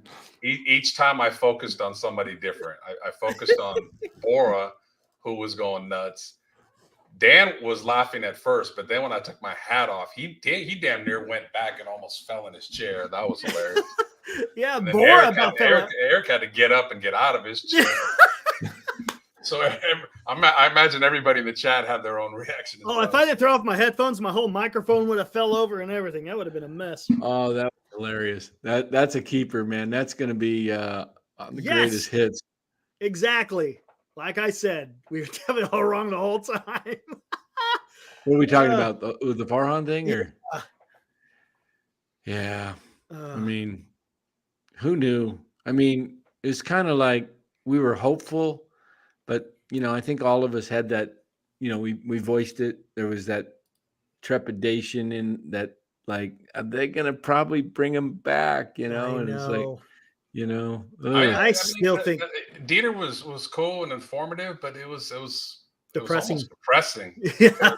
It's like the reality is he's coming back, and it's at a minimum for 1 year. It could be longer. And That's what I'm thinking. And what was more depressing is as much money as the Giants are making, I know the Dodgers are blowing them out of the water with an older stadium. I know Dodger Stadium's cool. I've been there. they nice just stadium. But it holds it. holds 16,000 more people, though. But I know, but it's an older stadium, but it's their TV deal, man. Oh, they got an unbelievable TV deal. You can't even watch the Dodgers unless you subscribe to their particular. Oh my God, cable. Bigger market for sure. I would be curious to see the Dodgers and the Yankees owners who makes, because that Yes Network is a freaking gold mine. Yep, that would be interesting. I said this earlier too, Nick, that I'm wondering if there's already a multi-year deal in place. We just don't know about it. That's what I'm guessing, and that's what it's sounding like. Even Deere is like, he has no idea who's the manager is going to be, and it's not going to be anyone, like he said, worth the salt. So yeah, we know. You know what? What I got out of tonight was a lot of things, but one thing definitely struck me. Mental note. About 2 or 3 weeks ago, I kind of went on a rant like, "Hey, less people go to the ballpark. Maybe if ownership sees less attendance, right. Maybe they'll figure it out." You know what? It doesn't make a difference, man. Nope, because of the TVs, right?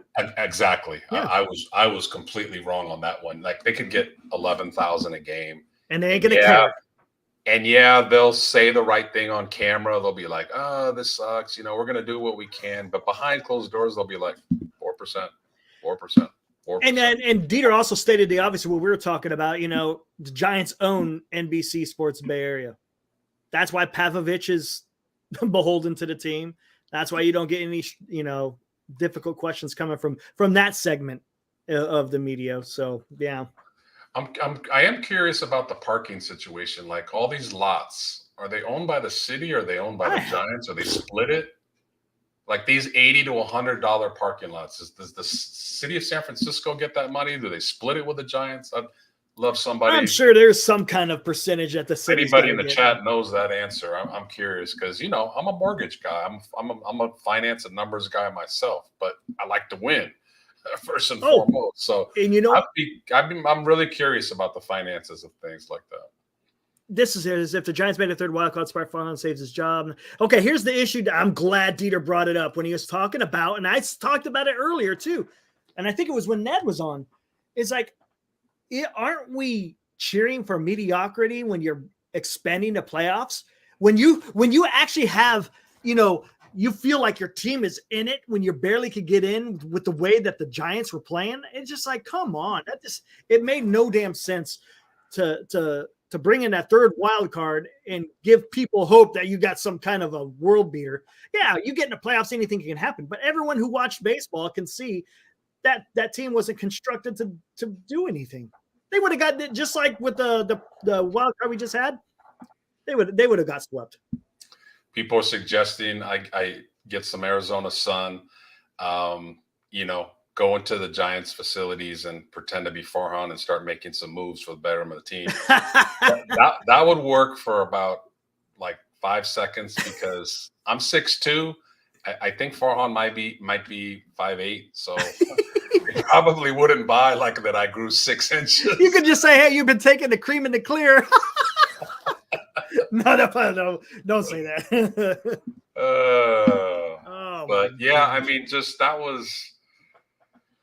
was frustrating because it's what we'll be talking about all year. It's just they need a clean break. They need a clean break. They did it halfway, but that's the Giants' way of doing things. Not all the way, but halfway. We'll fire Gabe, but we'll keep Farhan. So the problem is not solved, and the solution has not been, resulted yet. So. And next year sounds like it's just going to be another. It's going to be ugly when we start talking about spring training and the first show we do, me and Dan will probably be at practice and that spring training. And the first time I see Yaz, Slater, and Wade and Discalfini and Wood, the same players, like we're going to come on here and we're just going to go off. Gosh. I mean, it's going to be ugly. It's going to be ugly. I don't want to get a damn heart attack. Yeah, they bring the same guys back he said it.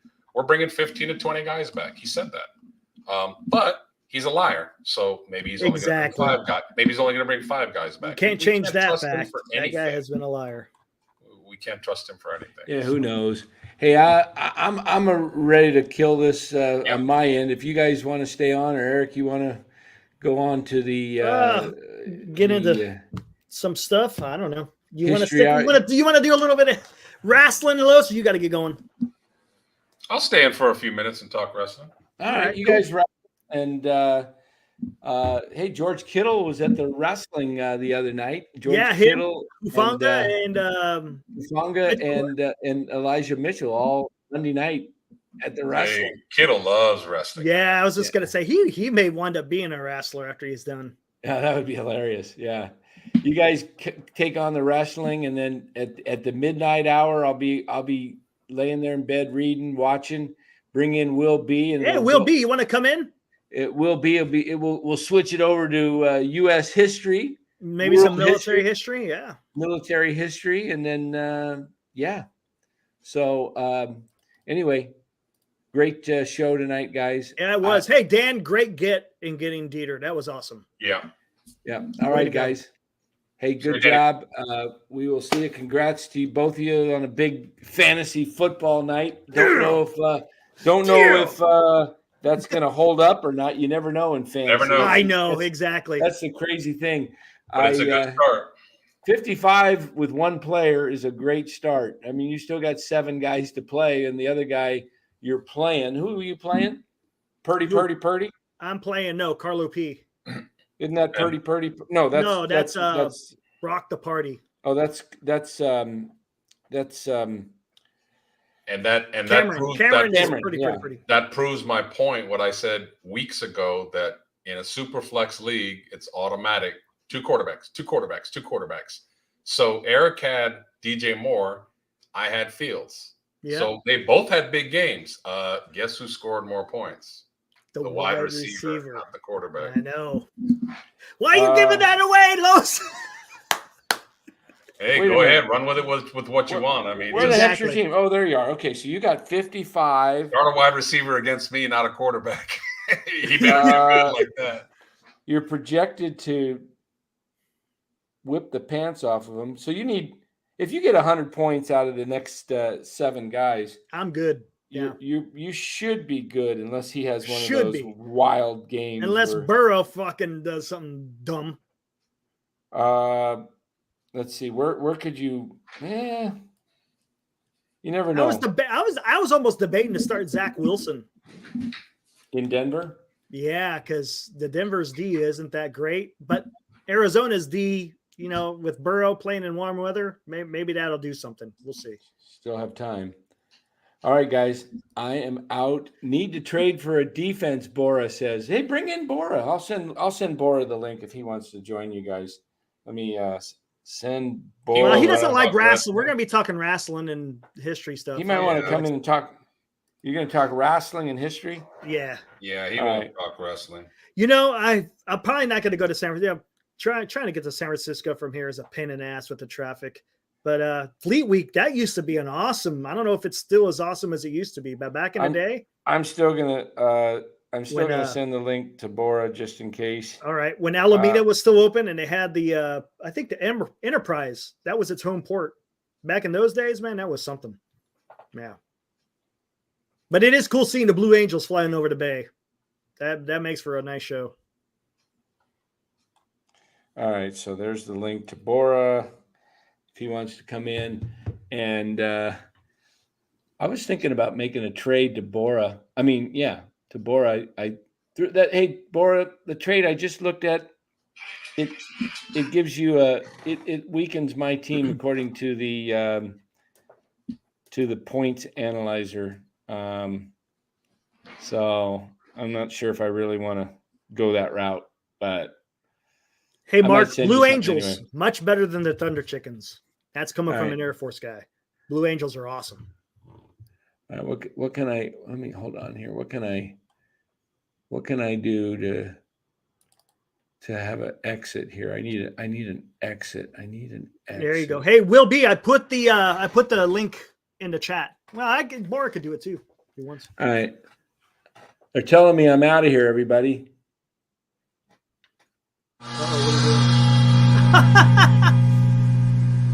Oh, it went. Oh.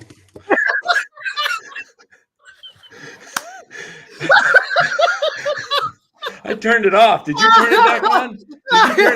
No, it's on a loop. Oh, no way. I'm not getting. I turned it off. I'm not getting out again.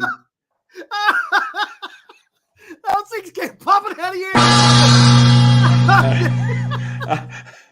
I'm out. Adios, everybody. I'll see you guys. I don't know when our next show is. Probably Saturday. Oh man, Dan. Probably Saturday after some of the last baseball games. Saturday night. Yeah, sounds good. All right, have a good one, guys. See ya. Oh man, that gets me every time he does that. Oh, woo! All right, where the heck do we want to even go from here now, Los? My gosh. Eric L. Losan is not the analytics guy. I'm the furthest thing from analytics that you can find. I understand the purpose behind it.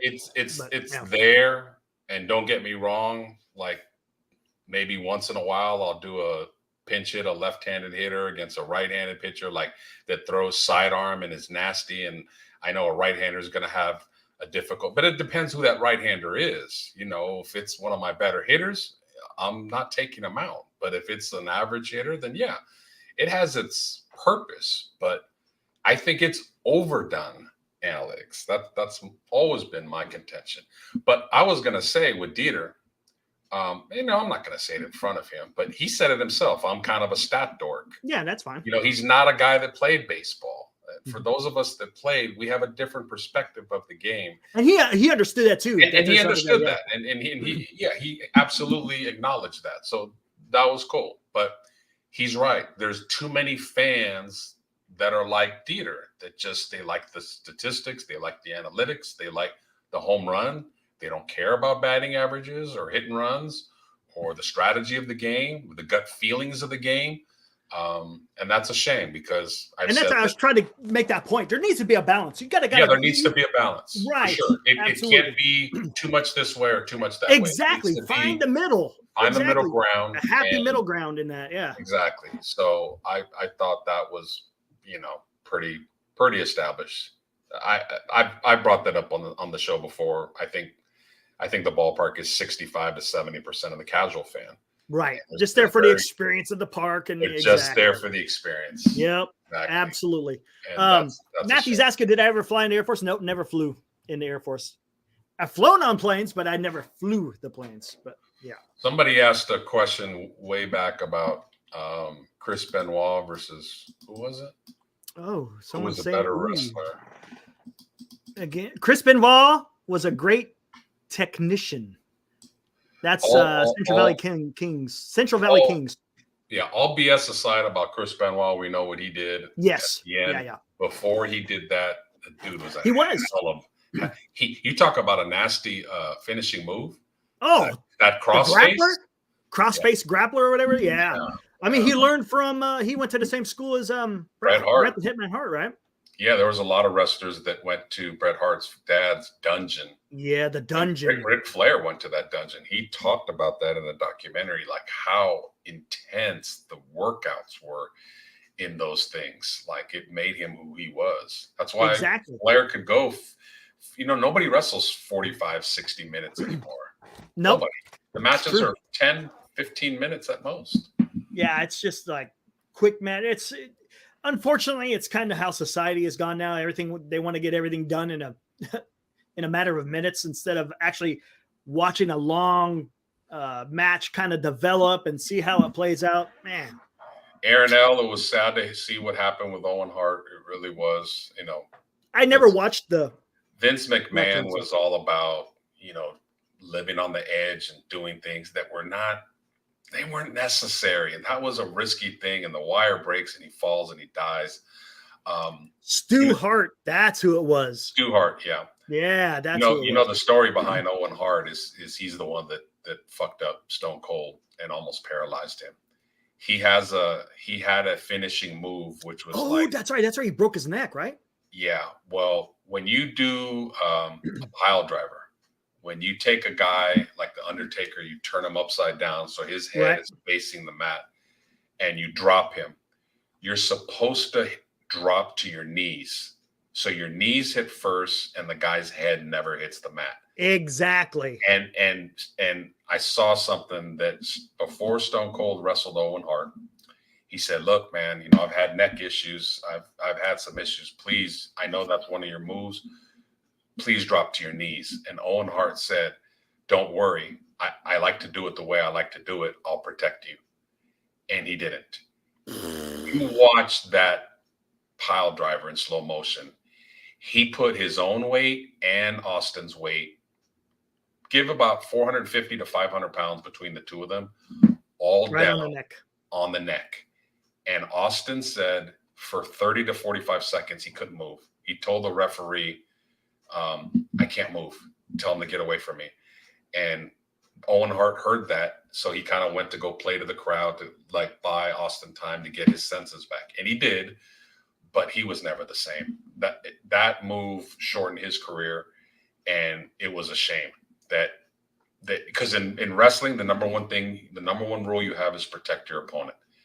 Like a lot of these moves, they're bumps, they're physical, but don't do something to risk someone's life. Yeah. And that one was bad. And when Owen died, they had a WWE Monday Night Raw, and all the wrestlers came out and gave their condolences to Owen Hart. The last guy that came out was Steve Austin. And Vince McMahon said, I talked to Steve. I don't know what he's going to do. He almost crippled him. Austin's a wild card. He could say, fuck you, Owen Hart. You deserve to die. He didn't know what he was going to say. Everybody in the back and the locker was watching this. And the fans were like, this is not scripted. This is we don't know what he's going to say. And to Steve's credit, man, he could have held a grudge. He said, I love you, man. I forgive you. Toasted, did his usual, drank the beer. So Wow. hey, much love to Steve, because he could have really held a grudge against a guy that He could have. short. Absolutely. Yeah. Man. What do we got here? Talking this fantasy football, talking about defenses. Hey, defenses can, if they have the right day, they can get you a lot of points. Just any position, if they go off, are going to get you a lot of points. Hey, I saw the chat in our league. What's the issue of trailing Jalen Hurts for defense? Did somebody do that? Yeah, remember I think Will B said that in his other league, someone traded Jalen Hurts for Dallas's defense. That's stupid. Dallas's defense is going to have big games like once every. Am I right, Will B? Is that what it was? Something like that? I'd have to look and see. Never do that for a top quarterback. Oh, speaking of which, the trade, it was with Will Martinez. I traded Rashad White for DJ Moore and Kyle Pitts. Good move. Worked out week 1.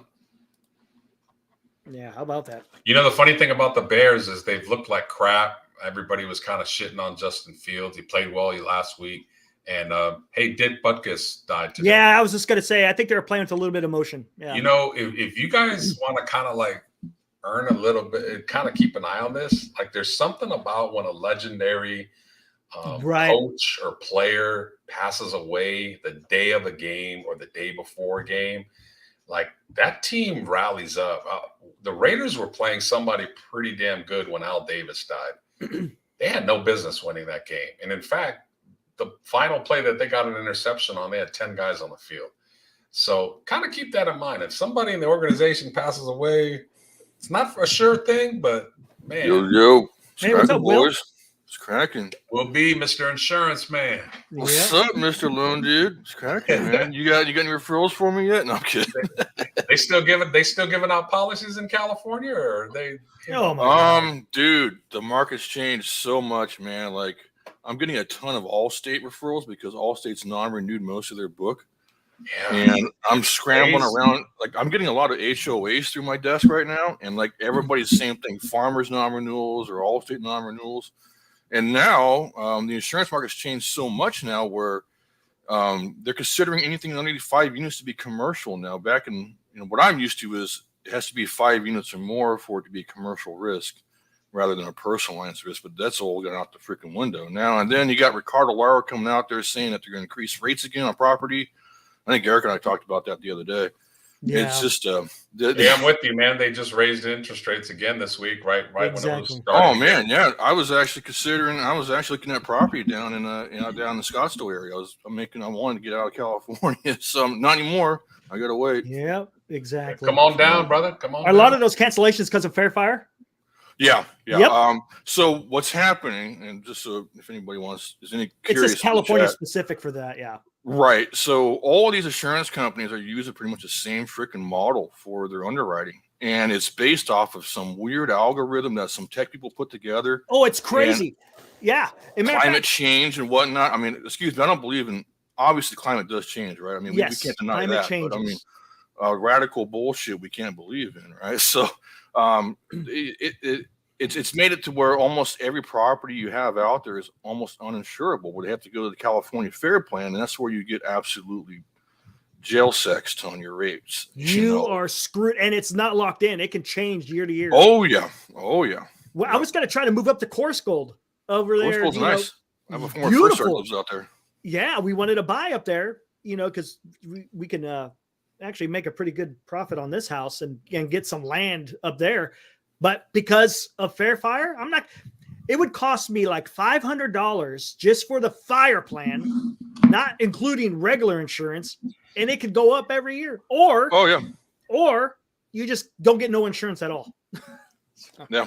Hey, like when I moved in, I moved in February of 20. Get that. Like right when COVID started, really getting out of control. You go to a new state and you're trying to like meet people, and you can't leave your house, and you could love your spouse, but damn, you gotta be locked in with her for 24/7. It's like we're gonna get on each other's fucking nerves. Hey, honey, if you're hearing this, sorry, but it's the truth. Shit. It happens, man. But I kind of saw things deteriorating in California. And it pains me to hear, say that, because I'm a native San Francisco, born and raised there. And just to see the things that are going on in the city and the area and we've always had the threat of earthquakes in California. It's like, now you're going to throw in fires. Yeah. And, dude. And it's funny, it's funny is every year they have like record breaking fires. And it's like, okay, what are you guys doing to fix this problem? Those fires didn't exist in the 70s, 80s. Thank you. When I was a kid, that never happened. That never happened. I mean, once in a while, but the Berkeley fire was like the biggest one. And when that was the biggest thing. I remember that as a kid. Yeah, that was like the biggest thing. I don't remember ever seeing like a 1,000,000-acre fire in my freaking life. Exactly. In California. Like, are you serious, dude? Well, yeah, and somebody's saying D-Shot's arsonist. Yeah, and you have these radical fruitcakes running out there setting these things on fire. They know when the wind starts blowing. Change. As soon as that wind starts blowing, forget about it. A fire starts, you're done. And you got California getting a bunch of overtime on the stuff too, So I was in your neck of the woods today, Will B. Went up to the VA. There you go. Up there in McClellan Park. Oh, okay, I got you. Yep. I go to Mather for my my back. They're not accepting new patients at Mather, so I had to go. Oh, that sucks. Mather's good, man. I love. Yeah, Mather. I know that. No, I could go there for like any kind of specialty, but. Will you know your wrestling, or you're in here for the history class? I'm here for a little bit of both. I know a little bit about wrestling. I'll tell you what, my mind has been a little bit, from partying. My memory is a little faded, and being in the Army, and I got a concussion a few times from rugby, But no, I grew up, for me, where I got my start in wrestling was like the mid '90s.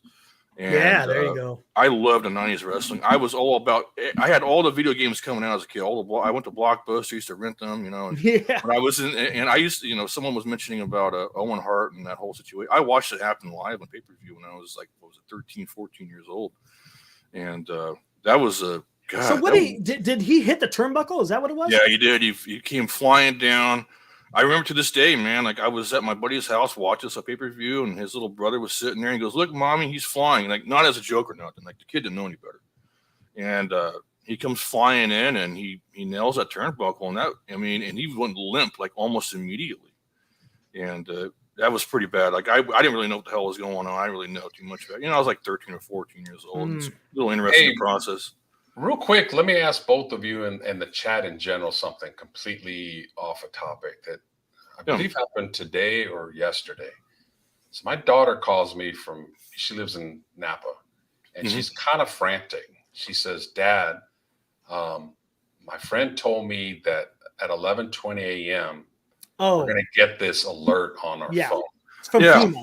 FEMA alert. And she goes, "Why am I hearing that if you got the vaccine, if you got the COVID vaccine, that this is a way that America is trying to like eliminate people?" No. The signal, and I'm like, No, Mama, no, you're listening. You're watching too much. Yes, TikTok. you're watching wrong. You're watching too much social media about things like that. And then for the hell of it, I just started like reading about it, and there was a lot of people scared about it. It really was legit out there. It's like, how does that blow up the way it does? Oh my God.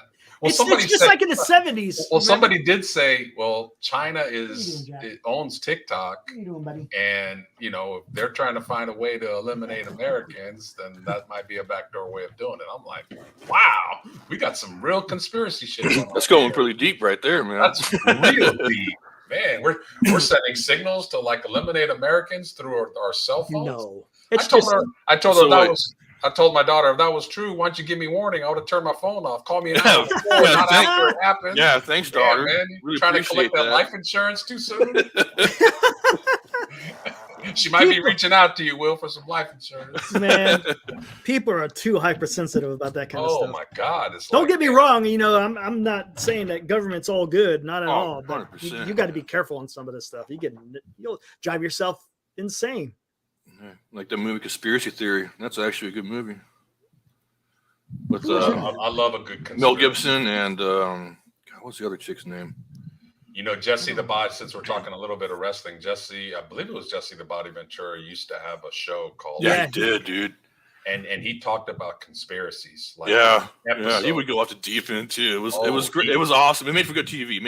I'll say that. He had a very passionate one about the Kennedy assassination. Yeah. It was really deep. There's a lot of ways you can go with that one, man. It is. And you could, I mean, just by the footage, you could see that, yeah, it wasn't just No way one there was shooter. one There's a little Yeah, exactly. something And that's extra as far going as on we there. could go with it. Because after that, you don't know anything else other A than lot of the people that could say something are dead. Already gone, so dead people cannot talk. Nope. We'll just leave it at that. But I mean, I've heard conspiracies from Castro to LBJ, who had the most to gain. I mean, it's a lot of stuff out there. It's interesting. Of course there is. I'm fascinated by history. I always have been.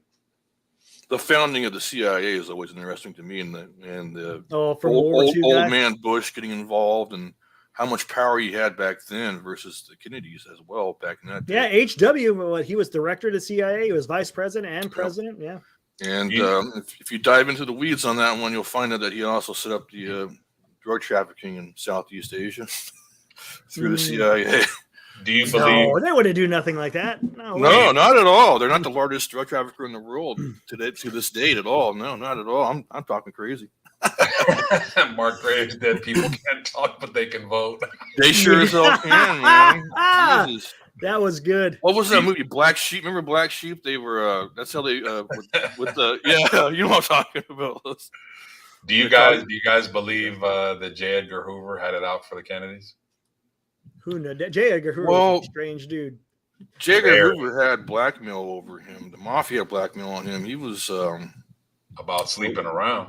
Right. He was. Let's see. He was closeted. Right. So they had leverage on him. So I don't know. They might have used him for certain things to pull some strings here and there. Who knows? Oh yeah. And he was around during the time. I mean, he was there forever. How many years did he? Was like 30-something years? Oh God, yeah. He was forever. He was part of the he was the institution. So he was it. He was the king. Yeah. How would history have changed in America? This is a good question for both of you guys. If both Kennedys do not get assassinated, John serves 2 terms, Robert comes in and does 2 terms. How does the whole Vietnam thing change? I don't think it changed because Kennedy was already throwing troops in there. He wasn't saying nothing to the American people because the American people don't want to hear about it. But we had already been there for a few years at that point. So, I think that's kind of something that's a little bit. Which direction does the war go? I don't know. To be honest with you, might have been the same outcome. Might have been. To be honest, we might have been there longer. It's possible because Nixon started pulling the troops out. So yeah. But I don't know. Yeah, we'd been there since like the late 50s or so. Actually, we had some reservists on Eisenhower the actually forces. was like, they were more advisory, but Kennedy was sending in troops. Advisory in quotes. They're actually shooting along with them. Well, yeah, I wouldn't be surprised if that's going on in Europe right now as well. Oh, 100%. That's what special forces is for. That's what they specialize in. They train, yeah. The Ultimate Giants conspiracy. Farhan was hired as a Dodger player. I believe it. I believe it. Hey, don't put that up. Oh, he locked up. Lowe's locked up again. Damn. What was the purpose of Vietnam? I was going to say, hey, don't read that. Dan's got to make a super chat. You got to move forward. Got his own channel. What is the purpose of Vietnam, man? Who the hell knows, man? It was to stop. Well, the whole domino theory, yeah. You're a bigger expert on this, but communism was that's what it was, to try to, the whole containment of communism. They're afraid that if this country falls, and that country's going to fall. Yep. But the problem is, it did. But the problem is, it really was. It wasn't necessary. I mean, there was communism was involved, but it was a civil war that was going on there. Yep.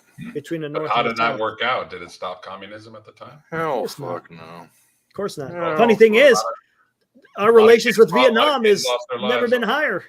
Right now, that's the funny part. Now, our involvement with Vietnam is like better than it's ever been because we're trying to contain China. So imagine that. But how ironic. Yeah, isn't it? And there's a historical feud between the Vietnamese and Chinese that goes back like 1,000 years too. So. Well, yeah, it's just oh my gosh. I mean, it was a mess. Let's just say that it was a mess. Probably shouldn't have been involved, but no, We did. And the problem is when we did get involved, It's too late. It was already a shit show. Well, the strategy at that time, the way I'm going to go straight military. The military is constructed to fight the Russians. You know, we just got done, not that, 2 decades before, fought the biggest war in history. And that's what we were still established to do, to fight a war like that. And then it was just the political, the military, you name it. It was just, it was a mess. There was a scene in the second Terminator movie that has always stuck with me. Schwarzenegger, Terminator, goes back in time. He's with the young John Connor. They're in a gas station. 2 kids are playing in a car and they're fighting each other and they're kind of looking over them. And the kid, John Connor, asks Terminator, who knows the future, like, we're not going to make it, are we? And he goes, no, it's your destination to destroy each other. Yeah. No. That's always kind of like hit home with me. Like, I don't know if it's, I doubt it happens in our generation, but just countries at some point, more technology, more weapons, and power. Yep. How about this? I mean, if you think about it from the beginning of time, man is fought man. For whatever reason it may be. It could be for power. It could be for religion. It could be for, I want to be the biggest guy on the block. It could be a whole bunch of different things. But it's always come down to, man fighting man. It's just, unfortunately. It's primal nature. You can't, there's no fixing that either. No. And as time goes on and evolution goes on and technology goes on, I mean, in our day, when we had a problem with another dude, we just fought. We just fought. And it wasn't usually, 3-on-3 or 4-on-4. It was, it would be after school. Everybody would gather around. 2 guys would fight. 1 guy would win. A lot of times, are we done? Are we good? And then you're friends. Yeah, exactly, bro. Then you're friends. Your best friends, actually. You help the dude up, or he helps you up after he knocked you down, and that's it. And then as time went on, guys don't fight no more. It's this. It's done. Yeah, you get it. It's this. Like, you whoop my ass, I gotta now kill you, man. It's just. Let's think about this. I mean, let's just go with the founding of our nation, right? Who helped us get our freedom? The French. If it wasn't for the French, there's no way that we could have beat the British. Oh, 100%. We were screwed. No, we would have been screwed. I don't think there would have been a possibility. That's just how it is. If America was a French colony, guess who would have helped us? The British. The British. That's how it is. It's all geopolitical. What is it? How the enemy of my enemy is my friend. Something to that effect, right? So look at Japan. We nuked them, and they're some of our strongest allies right now. Yeah. The United Kingdom, we beat the shit out of them in the revolution. Some of our best friends. Germany, we about blew them off the face of this planet. Yep. They're our friends. I mean, it's just the way things go. I mean, things come full circle. Speaking about the nukes, so my grandmother is Japanese, and she was firebombed 3 times while she was living when she was there. Did you realize we killed more people? I'm talking about the United States, killed more people with the firebombing of Tokyo and other cities than the 2 nuclear bombs. Yeah, about 1.5 million people were killed in fire bombs. Yep. But she will tell you to this day that she's happy that the bombs are dropped, because it would have killed a lot more people had Japan been invaded. And she's forever thankful for the Americans coming in and building the country. You guys have to remember, too.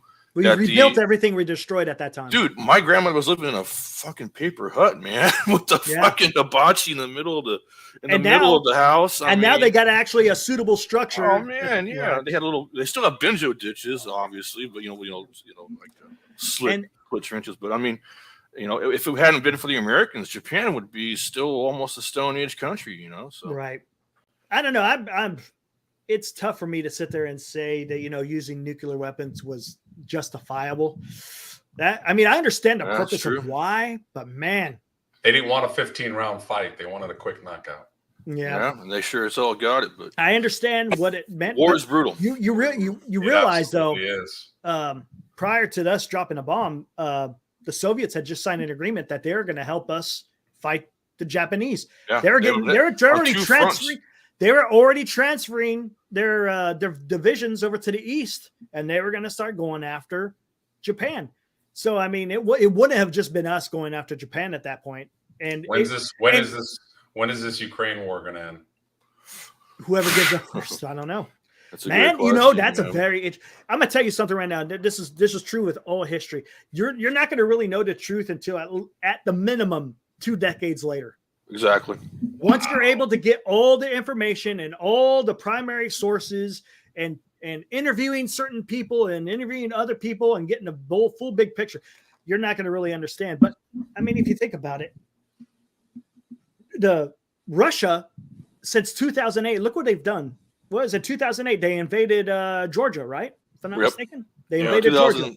2006, and they did it I again. think it's 2008. They invaded Georgia. 2014, they invaded Ukraine the first time. There you go. And then you got 2020. So, I mean, Putin is a guy that just wants to he wants to relish the Soviet Union past. He wants that empire to be built back up. Yep. That's what he wants. Now they thought that was going to be a quick knockout. Oh, you know, I'll be the first, and that tells me something. Are we? You know, what is our actual assessment of what Russia really was? Because we thought, you know, they were one of the toughest hombres on the block. Thought they were very superior. And honestly, they're kind of getting a little bit of. It's a different circumstance, but they're kind of getting Vietnamed. They were Vietnamed in Afghanistan for sure. They couldn't beat the Afghanis 100%. with our help, of course. I mean, we were helping them. We were giving them all these weapons. It's the same damn thing. When the Russians invaded Afghanistan, we gave them all the military. They took care of business. Same thing in Ukraine. Russia invaded Ukraine. We're giving them all the equipment, and they're taking care of business. But here's the problem. The stuff we were giving to Afghanis, we were replenishing because we're still in the heat of the Cold War. So we still had all that infrastructure being utilized to rebuild everything that we're giving away. Right now, we're not replenishing everything that we're giving to Ukrainians. And that scares me because now you're putting yourself in a position of weakness, if you will. And one thing you do not want to do is project weakness. That was one of the first reasons why I think, from my opinion, why Russia invaded Ukraine. They saw what we did. They saw who the president was. They saw the debacle of how they pulled out of Afghanistan. And, you know, it showed Putin, you know, and I think I could take advantage of this. This is going to be the time to take advantage. And he did it. You know, on one front, too, you have to keep in mind as well. I am also surprised that the Russians have taken so long to, you know, seemingly invade Ukraine, wipe it off the map, because you think that they would be able to. Mm-hmm. But at the same time, you have to keep in mind, too, one of the things that we did with Afghanistan is, you know, we pretty much accomplished what we needed to accomplish after the first couple of years there. And for the next almost 20 years, we're trying to rebuild that country, right? Well, we also keep in mind building. too, though, we made it to almost like a big field training exercise where we were able to train our troops. Mm-hmm. We had the most war trained military in the history of the freaking world. We still do come from that, and still do, right? To some degree.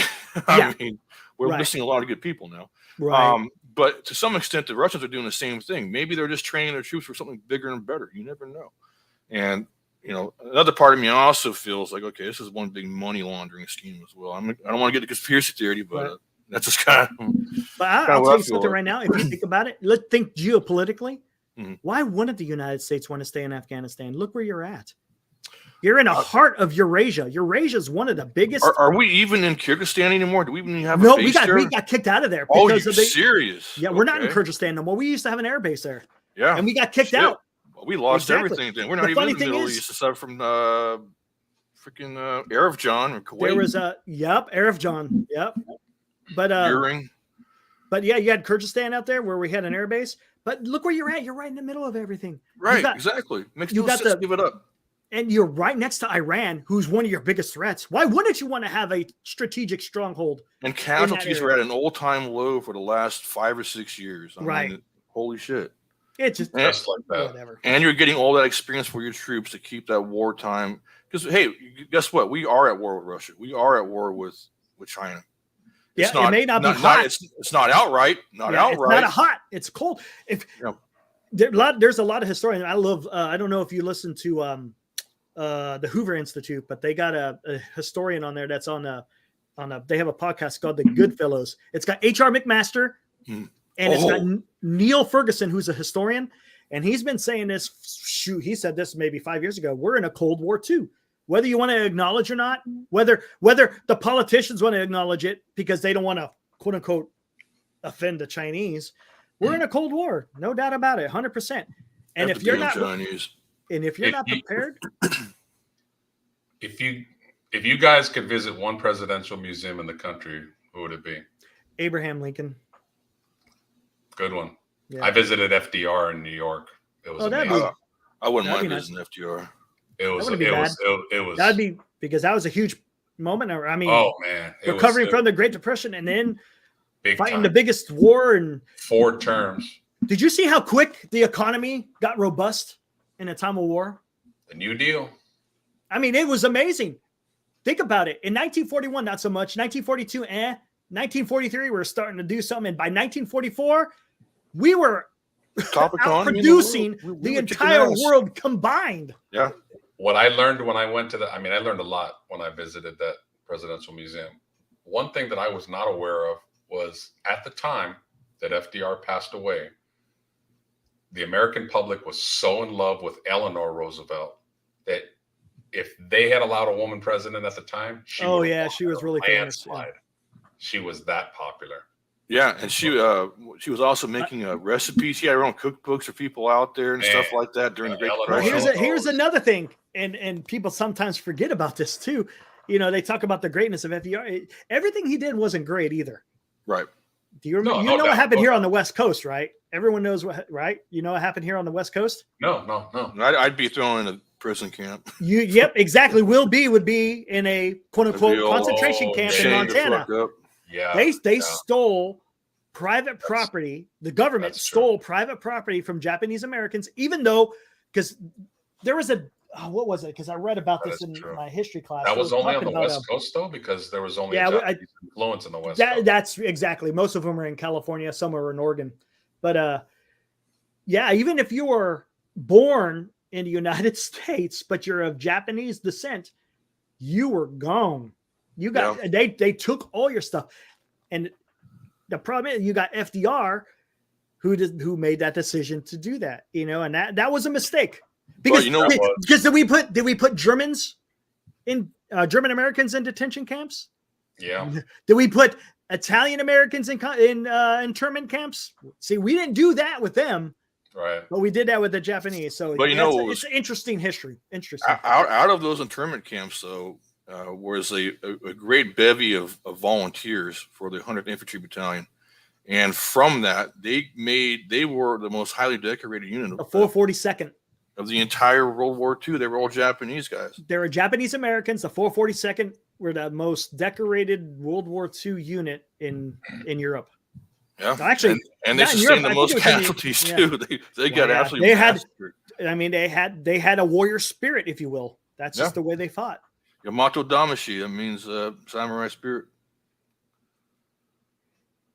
Yeah, fantastic history, though. I mean, I'm not saying I'm not like glorifying it or nothing, but you just read about it and how it just unfolded, and you know, I think it's important to learn about this type of stuff, you know, because you know how the old adage, you know, history never repeats itself. That kind of doesn't really, because it still does. But it's always 100%. why not have that knowledge so you know going forward? Okay, you know, you could kind of recall, you know, I remember hearing something about that before. How does that relate to today? So. I don't know if it was true and a reenactment or if it was just made to make the movie more theatrical. But in Pearl Harbor, when FDR says, I want to hit Japan and bomb them, and the lieutenant tells him, we can't do that, Mr. President. And FDR can't walk. Mm-hmm. And he rolls that wheelchair back and he's trying to stand up and he's like, oh, people are helping him. He's like, get back. That's Hold one of my beer. That is one of my favorites. I Hold don't know. my beer. Watch me do this. Yeah, he had like artificial legs and he struggled, but he got up and he stood up and he said, "Do not ever tell me that what I can or cannot do." Woo! I tell you, go back and watch it. I get chills when I see that. I think that was a real enactment. Maybe not.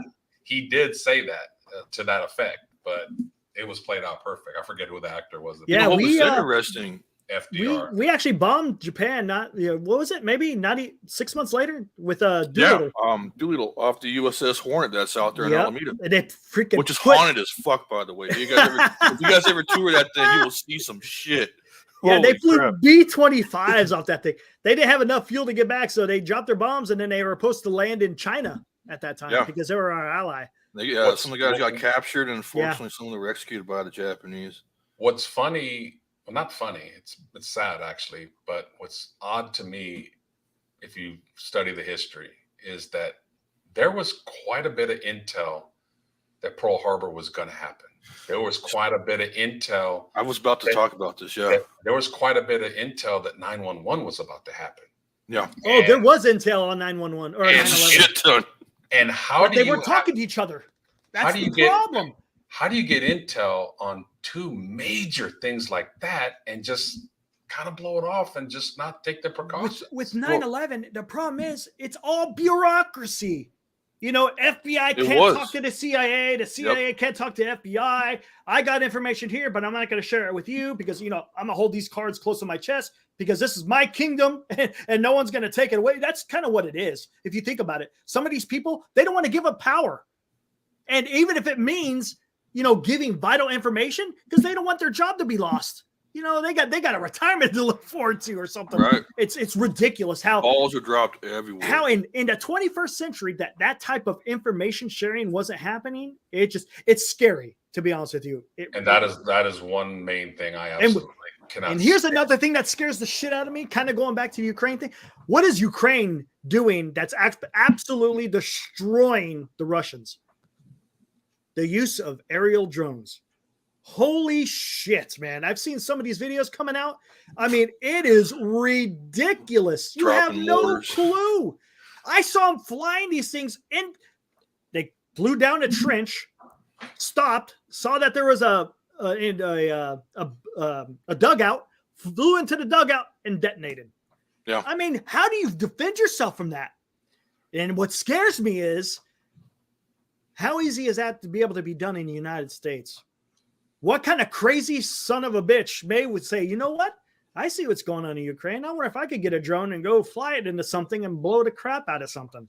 It's kind of scary. Here's a question for everybody in the chat, and you too as well, obviously.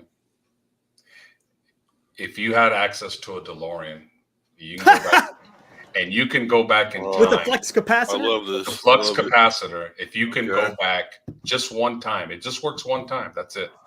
If you could change any course of history, world or U.S., okay? Let's not just keep it U.S., world or U.S. If you could go back and change the course of history for one event, what comes to mind? I already got one right off the bat. I'll let you go, V. I know it's a deep one, but go ahead. I got it. Well, I got one. I would advise FDR to take Admiral Yamamoto's advice and give the Japanese what they needed in World War II. Avoid war with Japan. Japan had Russia. They had Russia in check.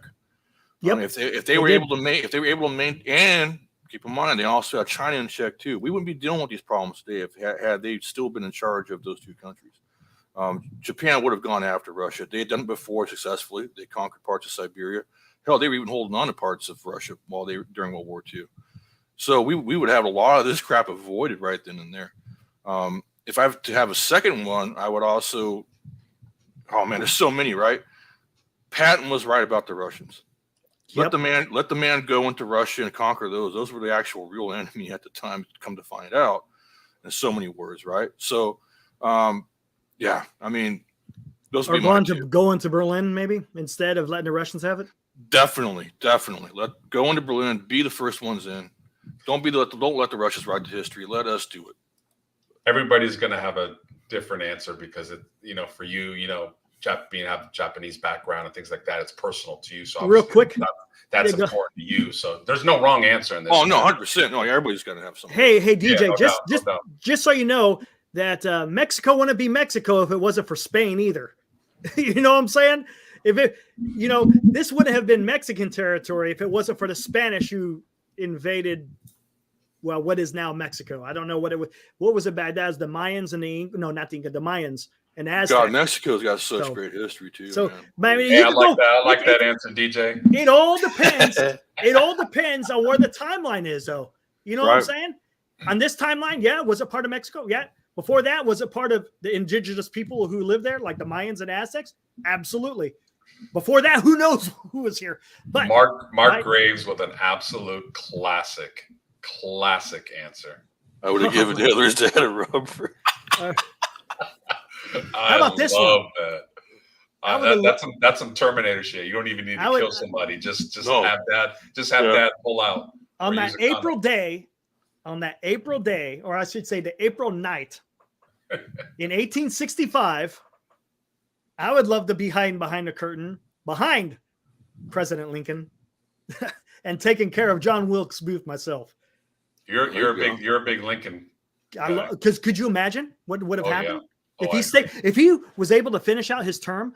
His idea for Reconstruction would have been. I mean, the country would have. I mean, we were able to recover anyways, but the timeline would have been so much shorter. I think if Lincoln was able to push forward his ideas of Reconstruction. I mean, the race relations in this nation could have been so much better. I'm not saying it guaranteed. It's not guaranteed, but I think he was the right leader. If you could lead a country that was divided and then bring it back together, who else could be a better man for the job to try to make this country better? Like I said, there's no guarantees. When you come to history, I mean, the what ifs, I mean, you have to kind of stay away from those because you could do that for days. But yeah. Yeah, don't stop at the 38 parallel. That's another one. You know. Yeah. Oh, they're afraid of it. Yeah. Holy crap. That was 1863 that happened? 1865. 1865. Okay. It was like in April. It was only a few months after he was inaugurated. You guys may know the answer to this better than I will, but when did the Secret Service start? It started with President Lincoln, actually. When he was it actually started when he was coming in on his first election. They had to sneak him into town. So the Secret Service existed with Mr. Lincoln. Pinkerton. I can't remember his first name, but Mr. Yeah, Pinkerton. I'll look it up. Yeah. Because how could a guy walk into a play and just shoot him point blank? Well, because there was an issue. Because I think what happened? Pinkerton had the day off or something. He had another guy there, and I don't know if there was some kind of miscommunication. I can't remember how it happened, but yeah, they had to sneak him into Washington D.C. in 1861. And he had a group of people, and that was like basically the beginning of the Secret Service. They also had to sneak his coffin out as well on the train. I believe they actually got attacked, if I remember correctly. Yeah, I'm not sure. I know he went on a tour. The coffin is Lincoln's presidential museum. Is it in Illinois? I think it's in Illinois, if I'm not mistaken. I would love to visit that. I did a lot of studying on him as a kid. I did a lot of book reports on him. He's fantastic. I mean, real intelligent, unbelievable. And you know what? And the guy came from nothing. The guy didn't even have a great farm school. Boy. That's what he was. You know what else he liked to do? Wrestle. Yeah, he did. Yeah. No, he was a good wrestler. He was a wrestler. Abe was an athlete. Hey, you know what? There was someone mentioned. Let's talk about Los. I don't know if how inform you on. How about tanks? How much do you know about tanks? Tanks Not are too awesome. much, but I love to learn things. I tell you what, man. We'll educate you. Where is tanks in strategy now? Because if you see in Ukraine, artillery pieces. That's what they are now. It's basically mobile artillery now, for the most part. Pretty much. But I think it all depends on tactics too. Well, I mean, so they had a role in Iraq versus Afghanistan. Afghanistan, especially northern and eastern Afghanistan, it's a little bit more mountainous, so different. They pretty much use artillery. Yeah, exactly. But as far as utilizing, because you got all these missiles, the Javelin, you name it, they got anti-tank weapons all over the damn place. But I think it goes back to it began in the Civil War. It's combined arms. You got to have the combined arms of your tanks, your artillery, your infantry, your air assets, your intelligence. All of those kind of have to work hand in hand for that. You just can't go in with a tank and say, you know what, I'm here to take over your land and there's nothing you can do about it. You know, maybe back in World War II and everything, that was a little bit different. But they ran roughshod in Egypt, dude. Holy shit! I would just ask if Russia has such a superiority in air, like why would it even that's have strange. to come? Why would it even have to come to? It's very strange, and I don't know what. And you know what? And to Los's point too, why the hell are they doing trench warfare? What? It's weird, isn't it? What it's almost like this is back in World War I. Right. It's they have a really no strange. man's land. They have a no man's land. They have Yeah. trenches. Especially in the beginning of the war, the Russians had to have air superiority, if not air superiority, or what is that? It's Complete. above superiority, supremacy. They Yeah, should have had air supremacy with the not even just with the type of technology, but just with sheer number. Yeah. And how they did not take advantage of that, Los, is a great question because I don't get it either. It doesn't make any sense. Like with the United States and Iraq or even Afghanistan, these guys ain't going to make a massive move without us knowing it and having a bomb dropped on them in a matter of minutes. And the Russian economy hasn't gotten anything better from this either. The ruble's at an all-time low, so they're not profiting off the war. Somehow they're making that oil money though. Spencer Stewart. Stewart. Weird's going on there. Spencer Stewart with we couldn't blow up Tiger tanks in World War II. No, we couldn't. I'm gonna tell you something right now.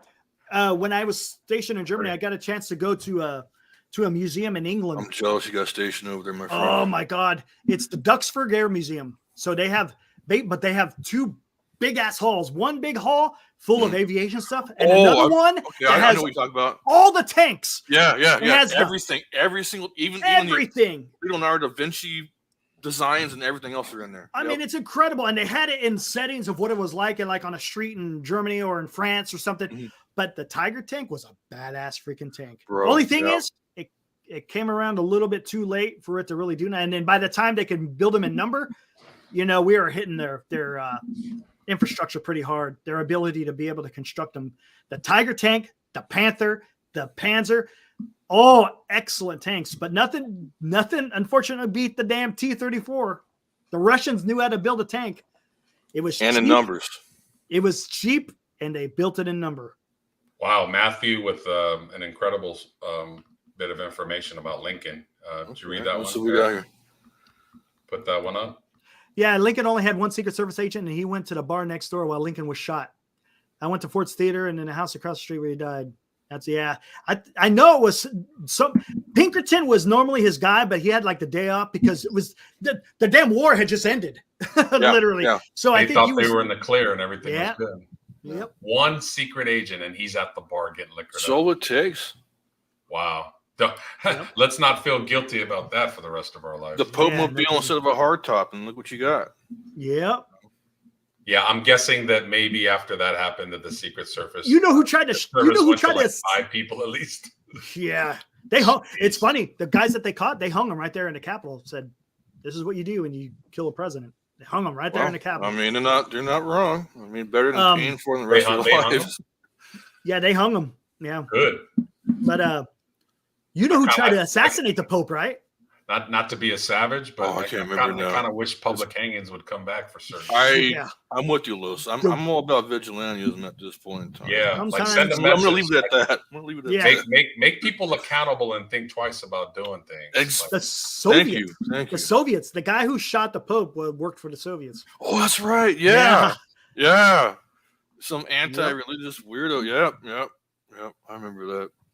Let's see. China is starting to buy Russian oil and gas. Of course they are. Makes sense. Yeah. You know where else they're buying oil from? Iran. I was going to say, I was about to say China is getting deep into the Middle East, and it's not good. They're getting deep into South America. They were already buying mineral rights in Afghanistan while we were there, and we let them. Keyword, we let them do it. Let's not forget about Africa. That continent is full of the minerals and all the resources that you need to make industry. So tons. Oh my God. And people were, what's funny is it's not funny. We obviously went to war with Iraq and Afghanistan. People were always complaining. Well, we went to war for oil. We didn't get anything out of that, guys. No, we didn't get no oil. We didn't get a fucking drop of oil. We didn't get shit out of it. It wasn't for oil. Give me a fucking break. It wasn't. Still a mistake to go in Iraq. I get Afghanistan, but Iraq was just why? Why take out somebody who knew how to control that population? You took him out. Now look what you got. You got a power vacuum. You know why? They tried to kill his daddy. They tried to kill his daddy. Right. That's why. We know why, but I mean, still, it's just. Yeah, it's. Come on, Saddam knew how to rule those people. Dude, we let Saddam get in power back in the 80s.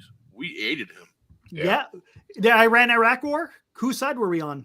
We helped his ass out, my friends, and we also helped up. We also helped up the Iranians. Yes, we Prior did. to that, what the fuck, They're still flying. They're still flying to F4s. dude? Yeah, they got F4s. They even got Tomcats. Some of Yes, these they do. guys. F-14s. Yep. Yeah. Holy So, shit. I mean, it's just the way this is. I mean, it's like I said, the enemy of my enemy is my friend. So I mean, 100%, man. that's just. And don't forget, we also backed Gaddafi back in the day. We backed Gaddafi. Yep. Yeah, we did. Haruku, you're brutal, dude. Can we wake Dan up and ask him what he saw when Lincoln got shot? Son of Oh, a man. bitch. He's watching. He's watching. Wow. 100% he's watching. You're brutal, dude. Hey, so did you guys watch the Commanders game? Yeah. No, but boy, DJ Moore. Hey, Yeah, hey, that general manager, I swear to God, looks just like Dan. Just looks like Dan. They had him on the Really? screen a few times. The general manager, one of the owners or general manager for the Reds. Well, I can't say that word, can I? Excuse me. The Commanders look just like Dan. I swear to God. Yeah, they have a decent team, but their ownership is, man, that is possibly one of the worst owners in all of pro sports. Did you see Magic Johnson just sitting in the corner by himself, looking dejected? Like, What did I invest into, man? And he usually makes good business decisions. meanwhile, while they're losing, the rest of the ownership sitting there just cheering each other. They're just having a great old time. Yeah, we're losing, guys. Like, what the frick? This is your team's going down the drain. This is Sam Hill's seeing ghosts on the field. He's throwing. God, that guy sucks. But Hey, he didn't- we'll be Haruku with Japan had a long-term plan during the Meiji period. Yeah, that was the Oh, old. that was one of their. Yeah. Did I pronounce that right, Haruku? Meiji? You did pronounce it right, actually. Hey, you know what? I got It an might be Mehi. I got an Not invitation. I got an invitation to go with a buddy from high school that is Japanese to You need to visit go. Japan. You need to at, go. Oh, cool. at the beginning of November. Japan has always been at the very top of my list to go visit. I'm really need to go. tempted to go, man. I'm so You can I say get one thing. One thing. $700 round trip from Oakland. United No, it's hold on. It's called JAL. It's called Zip Air Tokyo.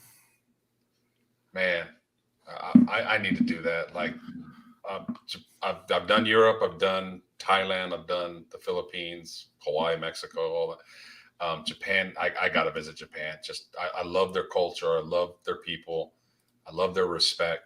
I want to, man, call me crazy. I want to go to visit temples. I could be quiet. Oh no, the temples. Believe it or not, even though I'm loud on this show, as you saw yesterday, I want to go to a temple and just like be quiet. be Shintos? humble. I The love Shinto shit like that. temples. Yeah, man. Yeah, I tell you what. and the food, man. I love good food. So. Dude, Rose, you ever been to Europe? Yeah, you Portugal, ever go to any of the Italy, cathedrals? and Spain. You ever go to any of the cathedrals? Yes, beautiful, Unbelievable. We went to the Fun. cathedral in spot on, man. in Cologne. Holy, you walk in these things. We went inside Notre Dame, and the Cologne Cathedral, and we went to a whole bunch of them. And when we were in Portugal, England, you walk into these things, and it literally takes your breath away because you're like, how did they do this? Right. We went to Egypt. Went into all the temples and along the Nile, Luxor, and all that, Valley of the Kings, the unfinished obelisk, That's Aswan. right But there. you look at these things, and you're sitting back, you're like, they did this how long ago? I know. What? 4,000 years ago? Are you shitting me, man? It's just, I mean, it By literally just- candlelight. yeah, Well, it literally. Now, the- granted, it was a lot of slave labor involved in that, but just to 100%. be able to accomplish that is just. I did Wow. the Vatican and St. Peter's Basilica, and I've never seen anything like that before. You know, it was stunning. Aliens, Eric. Aliens. I have not been to the Aztec temples, D-Shot. But Oh, man, that I mean, would there's be Oh, I so would many. love to go. I mean, Machu Picchu in Peru. I mean, Machu there's Picchu, a yeah. lot of historical things, but yeah, Japan's been on my list. Hey, I'll somebody said in the chat, I'll try to go recruit that pitcher, man. There you go. Man, hey, can you imagine? Oh, this would be a trip. We're all in here because we all love baseball. I would love to see a game in Japan in baseball. Oh, Man, there yeah, you you go. gotta go. Yeah, yeah. have Dude, them sticks their going and have games- some sushi and noodles going. Hell yeah. Dude, their games are much better than what we do. Everybody's all silent and quiet. Everybody's at bat. Over there, they're cheering the batter on, dude. They're singing songs. They're clapping. Yeah. They're loud. They got a band going. They got the taiko drums going and shit. Oh, that would be I freaking amazing. I mean, what opened my eyes about that was Mr. Baseball with Tom Selleck when he went over to Japan and played and kind of showed how their culture is and how they played. And then, I saw a lot of documentaries about Japanese baseball. Yeah, baseball is Huge almost over as there. old. Huge. It was brought over in 1864 by the Americans when they came over with Commodore Perry. Will, is the Japanese baseball league, is it kind of like America? It starts around April and ends in October, or is it a little bit different? I believe so, if I remember correctly. I'm gonna look that up because if I haven't followed it too much. My family's team is the Tohoku Rakutans because we're from Sendai, Japan, and that's where the team is. Managers flying on spaceships with fog machines. Right on. Look at that. Managers flying on spaceships with fog machines and stuff. Baseball in Japan is off the chain. Yeah, it's incredible. It's incredible. Yeah. Bub says same schedule as US. Yep, there you go. Okay, so if baseball's not going on right now, and because he's going, you got sumo first week in November. Oh, I'd like to see that too. Yeah, if I go to Japan, I have to see a game. I have to. So yeah, there's the two biggest sports in Japan are sumo and baseball. What is a sumo wrestling event like? Oh, dude, those things are cool. They got the best food too. Oh, they got the best food. I mean, there's nothing that compares to Japan when it comes to like game food. Hey, I tell you what. When I was in Thailand, I went to a kickboxing event. Oh, bro, I bet that was fun. I had like satay. I bet they had all kinds of satay. Like $6. So we did VIP, $30, sat like ringside. Like blood could hit your. I was just gonna say those dudes are in such good shape. They're small, but they're not small. Like they're short. Like 5'4". Their legs are huge. 5'5", but their legs, and they hit with their elbows. I mean, I saw two guys, and what was funny was two guys got knocked the F out, and it was like I was watching an old Bugs Bunny movie or something. Like they came with the stretcher and took the dude out with the little red cross. One of the best experiences I've ever had. Wow! I mean, remember the old Pride fights? Like that. Amazing.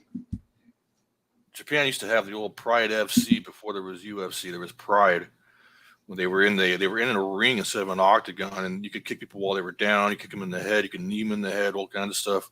That was some brutal shit, man. I tell you what. And it was run by the Yakuza. That's what. Yeah. And you talk about great food. Thailand is about as good as I've ever had in the world. I love Thai curry, man. Thai curry is the street food, everything. Amazing country. People are so humble, and so you go to another country, I swear, sometimes, and it's just like, and you come back to the States, you're like, damn, this is the way it should be. Like people treating each other. Thailand was amazing. Yeah, I had a buddy. Anybody that travels, it's an amazing country. I had a buddy that sheltered there during the whole COVID thing, and he was living there he had a place in Bangkok for $80 a month. And it was actually a pretty nice place he was living in too. $80 a month, guys. It's ridiculous. No, I haven't heard of this. Oh, okay. That is crazy. Yeah, I know a little bit about this. It's a city they found in Turkey, and it's one of the oldest cities in the world. Yeah, I think I saw that. On a matter of fact, I think it came across the tweet earlier today. I think they were talking about it. So it predates what we know about. So what they consider to be like modern history is about 4,000 BC. This thing is 10,000 years older than that. It might even be 22,000 years. So there was actually, so what that means is there's actually civilization, modern civilization in quotes, right? Rather than hunters gatherers. Hunters and gatherers. Right. There was actually a civilization kind of like ours back then. And why it's not more talked about, I don't know. But it also kind of dovetails into the Great Flood as well, because around that time they had the diurnal flood back then, around the same time. Okay. And archaeology does not want to acknowledge that there was a great flood event that happened worldwide that everybody around the world talks about. Every culture's got a great flood event. A great flood event. Yep. Göbekli Tepe is one of them. The Akkadians talk about the great flood event with the Sargon of Akkad, whatnot, stuff like that. Gilgamesh was part of the great flood. Gilgamesh, yeah. The ancient Mayans talked about a great flood. I mean, it happened worldwide. So Indiana Jones discovered it. Indiana Jones discovered the Göbekli people. And he also talks about your arrows and shit. Will, Haruko, and Spencer, you guys obviously have done Japan. So when I do go, obviously you got to see Tokyo for a day or two or more, but I really would like to take like one of those bullet trains. Do you have any, I don't need to go to big cities. Like big cities are cool, but I like the smaller towns and the history. Like, do you guys have any cities you can recommend in Japan that like have the kind of temples I'm looking for? Well, if you do go to Japan, stay there for at least 2 weeks. 2 weeks. Budget to spend about a couple of grand. Bring about a couple of grand to spend with you. I'm bringing about 5 Gs. I'm even better. They have those things there that are not hotels, but like you have your own like little private little spa, and the food is included. It's called something. My buddy showed me pictures of it, and I'm like, that's where I want to stay, man. Those are everywhere. The little hot spring hotels and whatnot. Yes. Get yourself a JR pass. They cost about a couple $100. You get a rail pass. It'll take you anywhere you want in Japan. I mean, you could go up and down. Doesn't matter. I'm partial to Sendai. That's kind of where my family's from, and it's beautiful. They have a shopping street there called Ichibansho. And Ichibansho is one of the oldest areas of Sendai. It's just one row of all these beautiful shops and restaurants and whatnot. It's been there since like the 1600s, man. Wow. And right above it is Alba Castle, and Alba Castle is where God damn it, Date Masamune. Date Masamune was one of the greatest generals that was ever in the Sendai, or not Sendai, but in the Sengoku period. He was the only general that the Tokugawas would not fuck with. He was that powerful, and his castle's right above Ichibansho. Man, yeah, Sendai is a great city. Not a lot of people go there. It's not a really big tourist area, but because it's north of Tokyo, about an hour or two from. I was going to say how far from Tokyo, and DJ Venus is saying Kyoto's real cultural. I've never been to Kyoto. Kyoto is a historical capital of Japan. Yeah, but I think you're right. You got to stay a minimum. You can't go for 1 week. It takes 10 hours to get there. If you stay in the north, another great place to go to is Hachinohe. Hachinohe has got great seafood. That's also that's my favorite. They have from Hachinohe. You could catch a ferry. Give me a minute, guys. I'll be right back. Okay. You could catch a ferry to Hokkaido, and that's where they even got better seafood.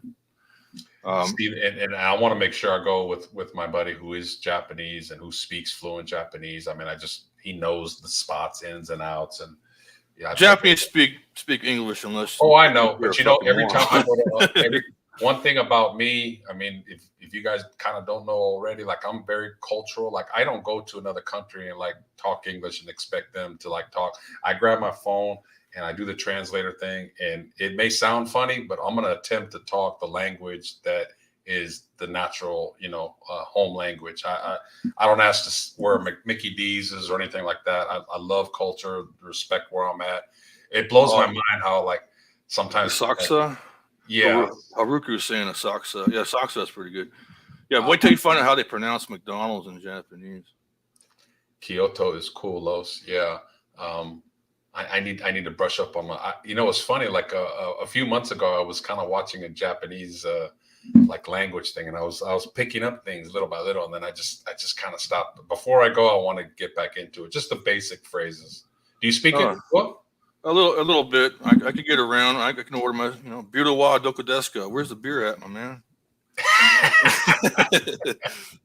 How do you say forehand sucks a fat one? Oh. Well, if Farhan was in front of me, I'd call him Bakayado. It means fuck you. How do you say it? Bakayado. Bakayado. Bakayado. Or Bakatare. Oh man. It means he's retarded. Hey, Last Samurai is one of my favorite movies of all time. That's a real. It's actually a true story. Well, minus the love thing and all that crap. Well, just that loosely whole, based on a real true story. Yeah, I mean, I got to get there. Amazing country. I got to get there. But yeah, I think if I want to see a baseball game, that's why I asked April to. Maybe I'll get out of Arizona in the summer when it's 108, 110 here. What's the weather like in June, July? And hot and humid. Hot and humid. So I'm going to be going to another hot spot. Okay. And then around November, it'll start getting a little rainy.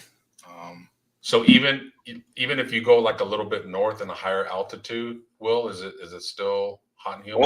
Oh yeah, Tokyo is hot and humid as shit during the. So there's no cool areas you can kind of go to. No, and keep in mind too, most Japan doesn't have air conditioning. Well, they'll have them in the hotels, but really, just so you know, just so you know, most houses don't have air conditioning. Yeah, my grandmother, she lives in Fresno, dude. She will not run air. It'll be 104 degrees outside. No air conditioning. She don't give a shit. Wow. Yeah, that's how she was raised, man. It's crazy. Hey, I'm telling that story to my wife, man. Like shit.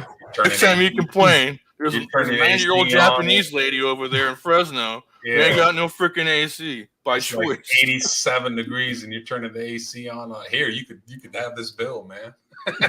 Shit. Yeah, 104. Yeah, so there actually is a tournament in. Let me see. November. They call it a Basho in Fukuoka. So that's down south. That's southern Japan.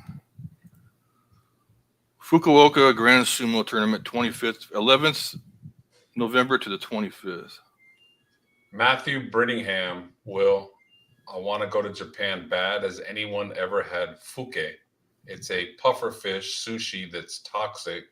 If they accidentally cut the liver, you know what? If it might kill me, as good as it might be, I probably am not going to take that. I'll say it's actually overrated. It's a gimmick. Don't pay for that shit. Yeah. And he's also talking about vending machines. Hey, they got vending machines that make you a damn hamburger, dude. And it'll be better than what you get out of a restaurant too. Wow. It'll make it for you. It'll literally make it for you in front of you. They don't like to tell you no. Is that what Spencer's saying? Oh yeah. I don't know what that means. They will give you the X with their hands. Yeah, dame. I mean, go away. Oh, okay. Yeah. Yeah, because I'm going to stand out while I'm there. Well, you know, that's not true. Like Japan has. No, you won't. No, they don't mind. It's not like it was when my dad was stationed. My dad was stationed there back in the 70s and 80s back, and he would go to small towns like Aomori and whatnot, and they would literally go dame, no gaijin, no white people, you know, or no foreigners. Like gaijin means foreigners, it means white people. But somebody over there better not call me Daniel-san either. They won't call you Karate Kid. Karate Kid. They'll ask you where you're from and be like, "Oh, America Gene." Okay, cool. They'll ask you where you're from and whatnot. They want to know more about you. Oh, and when they had explorers I want to know about them for sure. When they had explorers first go to Japan, and they would lose their life. The Japanese are very, what do you want to say, guarded with their history. They didn't want it to be tainted. You know, it was very important for them to hold on to their culture. It was something. I think it was at the Jesuits, I think, from Portugal. They showed up on a ship. Yeah, they all lost their heads. Yeah, so what I kind of actually know a bit about that history. Haruka says go to Shibuya. Yeah, that's a Tokyo. Major shopping center. Ginza is also a pretty good shopping center. Ginza is also known as Chiyoda or Center City. Right down the street from me there, Central Valley. I'm up here in Galt. Yeah, and I got a family on Loda. I got an uncle down there off of Kettleman Lane. Yeah, there you go. I go down there all the time. Downtown, there was a badass Mexican restaurant downtown Loda. I can't remember the name of it. They had the best freaking gravy on the planet, man. Jesus. Yeah, they have a lot of nice little shops in downtown Loda. It's very nice. Place? Where the movie theater is and everything. It's really nice. Yeah, it's kind of where this place was. A little hole in the wall. Hey, Wilby, do you live near the railroad tracks? I could have sworn I heard a train go by. Yeah, I do, actually. I'm about maybe 3 miles from the Roseville Railroad. Oh, you're from 3 miles from the yard? Yeah, from the yard. Yeah, it's the biggest yard on the West Coast, yeah. Yeah, the thing, my buddy's father used to work there. I worked for UP for a couple of months. Oh right. Oh shit. My great uncle retired from them like way back in the day though. He ended up getting bucked off a rail car, broke his damn back. That happens. It That does. happens. It does. No doubt about it, man. When you get hurt on the railroad, it ain't no joke. But I wanted to work for the railroad, man. When I graduated high school back in the day, I did that right after I got out of the Air Force. Oh, good for you! How man. awesome is I was a conductor. I was a conductor. Oh, shit. Team. We did the Dunsmuir to Klamath Falls run. Oh, you son of a bitch! I was gonna say, yeah, that had been awesome. Yeah. Oh my god, it was so cool riding getting to be a conductor on those locomotives and the whole train, I should say. But the only thing is, the seniority is tough to stay on. I heard it's very nepotistic too. It used to be. I'm not sure. Yeah, if your family was in it, it seems like you got to be in. It seemed like, but the problem is you got to chase your seniority. So like the Roseville Service Unit, it goes all the way as far south as Bakersfield, as far north as Dunsmuir, right? As far east as Winnemucca, Nevada, and as far west as Oakland. Yeah. So if you're trying to chase your seniority, you could get a call for a job. Say I'm living here. I get a call for a job in Bakersfield. I could be in my car driving towards there. By the time I even get there, I could get bumped by someone who had higher seniority. Okay. And so you can't even live in the area that you want to work in because you don't know if you're going to be there for a certain amount of time. It was, and you had to do that for like 2 years. I was like, after being in the Air Force for 21 years, it's like, I'm not driving all over this damn state to try to hold on that damn job. No way. No, that sounds cool, dude. It's Union Pacific, Mark. When I got out of the Army, I went right into insurance because that's what my old man did, and it's kind of what my mom did. So hey, nothing wrong with that. Yeah. No, I love trains. As a matter of fact, I do too, man. I actually, like I was saying, my thesis had to do with the railroads and the Civil War. Okay, that's really cool. Hey, Lewis, boys, I'm gonna cut out. Real good topics, man. That was enjoyable, definitely. Hey, Lewis, real quick, if you do go to Japan, let me know. I'll hook you up with my uncles and stuff. They could treat you to some places. They're good people. Oh, shit, yeah, I'll let you know. It's probably not going to be this trip because I do want to go to a baseball game. So there you go.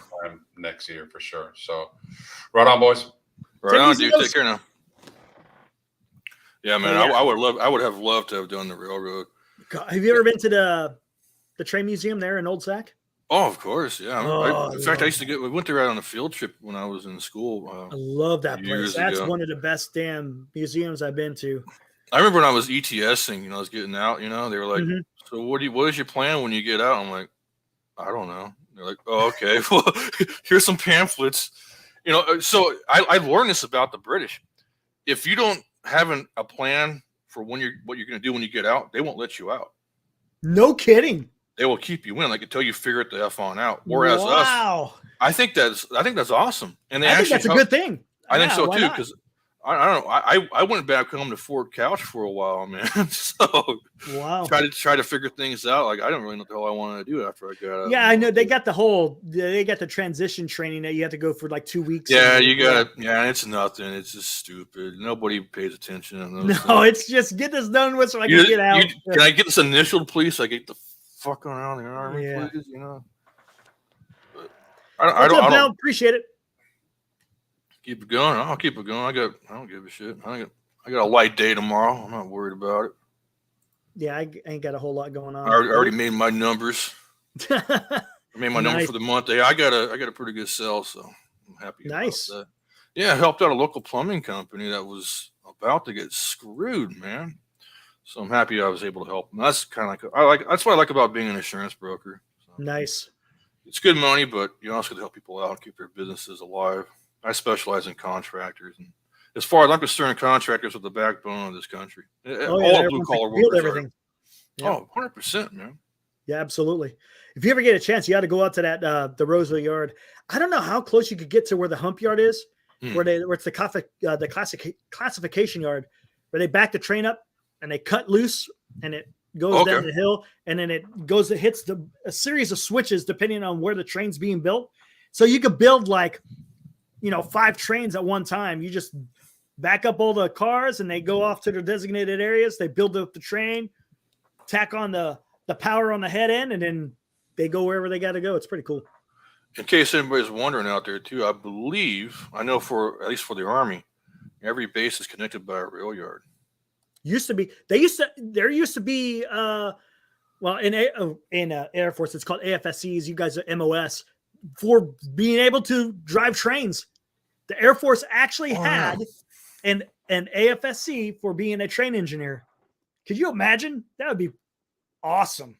Here it is, right here. Railroad Operations Crew Member, 88 uniforms. What it is in the Army. See, you guys even still have it. Nah, they don't have that in the Air Force no more. We got a boat one too. I know we have more ships than the damn Navy does. The Navy, yeah, I remember hearing about that. For invasions and whatnot. Back in the day. Ogden Air Base. Ogden? Are you talking about Hill Air Force Base? Ogden, you're talking about Utah. So, yeah, that's Hill Air Force Base. And then Louisiana, that's Barksdale is the one in Louisiana.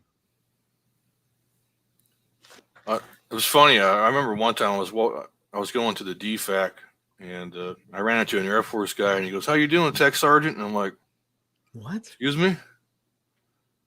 Oh, we don't have that rank in the Army, my man. Like, what's going on?" How's a Tech Sergeant?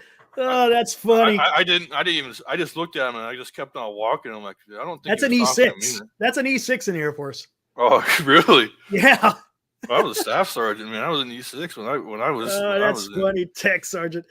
There was one time I remember when I first was stationed at Luke, and I was at the DFAC, and a guy they had what the hell, fajitas for dinner. Okay. Oh, you know, the guy ahead of me, he literally said this: "I like 2 fajitas." Dude, okay. I looked at him and I was like, "What?" He's like, fajitas. I was like, "It's fajitas, man." So it was funny. So my cousin was here over the weekend. My cousin also served in the Army as well. We served at the same time. And we were talking about like how much weirdness we saw in the DFAC from other people from around the country. Mm-hmm. Like we would see people from the South like dipping cornbread in milk and shit. It's just like I saw some. We used to have this one guy that would sit in front of the drink fountain and like make a concoction, and then come back and sit down at the tables and like review it. Like, oh yeah, this is a good one today, guys. Yeah. And then we have and then so in the Army too. I don't know if they have. I'm not sure about you guys, but in the Army, every other Thursday was ethnic food night. Yeah, they had that. So so people in the chat, like, don't get mad at this, but they literally had fried chicken and watermelon. No, they didn't. Yes, they did. Wow. Watermelon, collard greens, and whatnot for ethnic food night. It was at Fort Soul Sam. Food, right? I'm guessing it was soul food. I don't know what the hell they were calling it, but I'm hoping that they called it by something proper. Otherwise, that would be an E&O complaint, right? So. Oh, okay. Tell me, the best time for the DFAC was midnight chow. Midnight chow was the griddles were still hot and warm. Yeah. Well, no, you got breakfast at midnight. I used to go to the hospital. Oh my God, man! The hospitals had the best damn food, man. Get some omelets and the bacon. You had to be careful. I always like my bacon because I don't like that soggy. Dude, they used to have those. But they used to make these badass breakfast sandwiches in the little to-go area. Mm-hmm. Oh my God, the hospitals had the best, and the best part was I worked in the hospital, so I got to eat all that great food. Nice. I got a little bit of fat on. They put me on what was called special pops or special populations. So the chunky chicken. The chunky chickens, yeah. I had to do So for those of you guys in the chat who don't know, if you get a little too fat, or they put you on a special diet, yeah, or if you don't pass your PT test, you get put on special pops, and what that means is you run twice as more than anybody else. Exactly. I was running the perimeter of the airfield twice a freaking day, dude. That was a nightmare. I was running the airfield right there on Fort Lewis. This one time I was running the airfield, so I was actually the NCOIC of the whole freaking thing because everybody else was like, I think I was the only NCO in my special pops, to be honest with you, and I felt ashamed. but I was leading this run, and we were running past the Ranger barracks at 2nd Battalion, and these guys shot out of nowhere like, "Hey, you guys want to race?" And I was like, "Look at us! We're a bunch of slobs, dude! Like, fuck off!" And then the guy goes, "We're gonna race." I'm like, what the fuck is this guy on? And he goes, hooah, and he starts running like he's just sprinting him and his whole little squad. I'm just sitting there and I literally stop mid-run. I look over at my troops like, what the fuck is just happening here? These guys are weird. Those Rangers are strange animals. I'll just say that. They're a different breed. Special Forces, they won't do that to you. They don't give a shit. No. Special Forces are cool as hell. The Rangers, on the other hand, man, they're like some super freaking. Oh man, they're a different animal. They're a different animal. Funny. Yeah, they were bullying us, Aruka. They were bullying us. We were what they would call pogues. People other than grunts. If you aren't a grunt, they didn't like you. They didn't like you. You weren't combat arms. They didn't give a shit. Yeah, if you didn't have that combat infantry badge, you weren't nothing, right? Yeah, it was weird how that goes. It's kind of like that in the medic rule too, where you have two type of medics. You have the line medics, which are the combat medics, and then you have the medics who work in the hospitals. They're referred to as skirts. And the reason why they're called skirts is because nurses wear skirts and whatnot back in the day, right? But that's what I was. I was a skirt. I worked in the hospital. White butts. So, I didn't wipe any. Hold on. Let me retract that statement. I didn't wipe any ass. I went to go find a private to do that for me. Hey, private, come here, man. Yeah, there you go. Exactly. Rank has its privileges, right? It does and it doesn't. I didn't do that all the time. That's a shitbag move, guys. I'm bullshitting a little bit there. There was a time where I did dip out on a bowel movement cleaning. I was like, all right, you guys got this. Yeah, I don't know if I could handle that kind of. I can't handle that kind of crap. I worked in the psych ward too. And, ooh. Yeah, man. Hey, so my buddy got an ARCOM or an Army Commendation Medal for rescuing somebody who was suicidal, and the guy busted Code Brown. D-Shot know what he's talking about. It's exactly what it is. It's a Code Brown. But Dr. Strongarm was our call for security. So anyways, my buddy goes in to go to this guy's room, and he feels nothing but wind on his face. And he's like, what the? He just got on shift. He's looking around going, what the fuck is going on? And so he goes over, he checks the bed. And the guy's not in bed. He's feeling all this wind. He looks up and notices the window's busted out. And this is Madigan Army Medical Center. This is like early 2013. And he looks out the window, peeks his head out, looks over to his right, and he sees a dude standing there. And he goes, hey, man, what are you doing? The guy's like, I'm going to do it, dude. I'm going to jump. And so he goes, no, you're fucking not. He goes, come on inside, man. It's nice and warm in here, dude. And so he goes, hey, I'll go out on the ledge with you. He goes, I'll be right back, though. So he goes back. He calls Dr. Strongarm, which is a code for security. And then he goes back out. He gets on the ledge with the guy. He grabs the guy, wrestles him to the ground, pulls him back inside. And he gets chastised by command for doing that because he could have killed him in the process. Right, but then he gets awarded a fucking ARCOM for it. No kidding. Yeah, man. I was like, holy crap. That's... I sure am, Heroku, man. I'm telling you, that was something.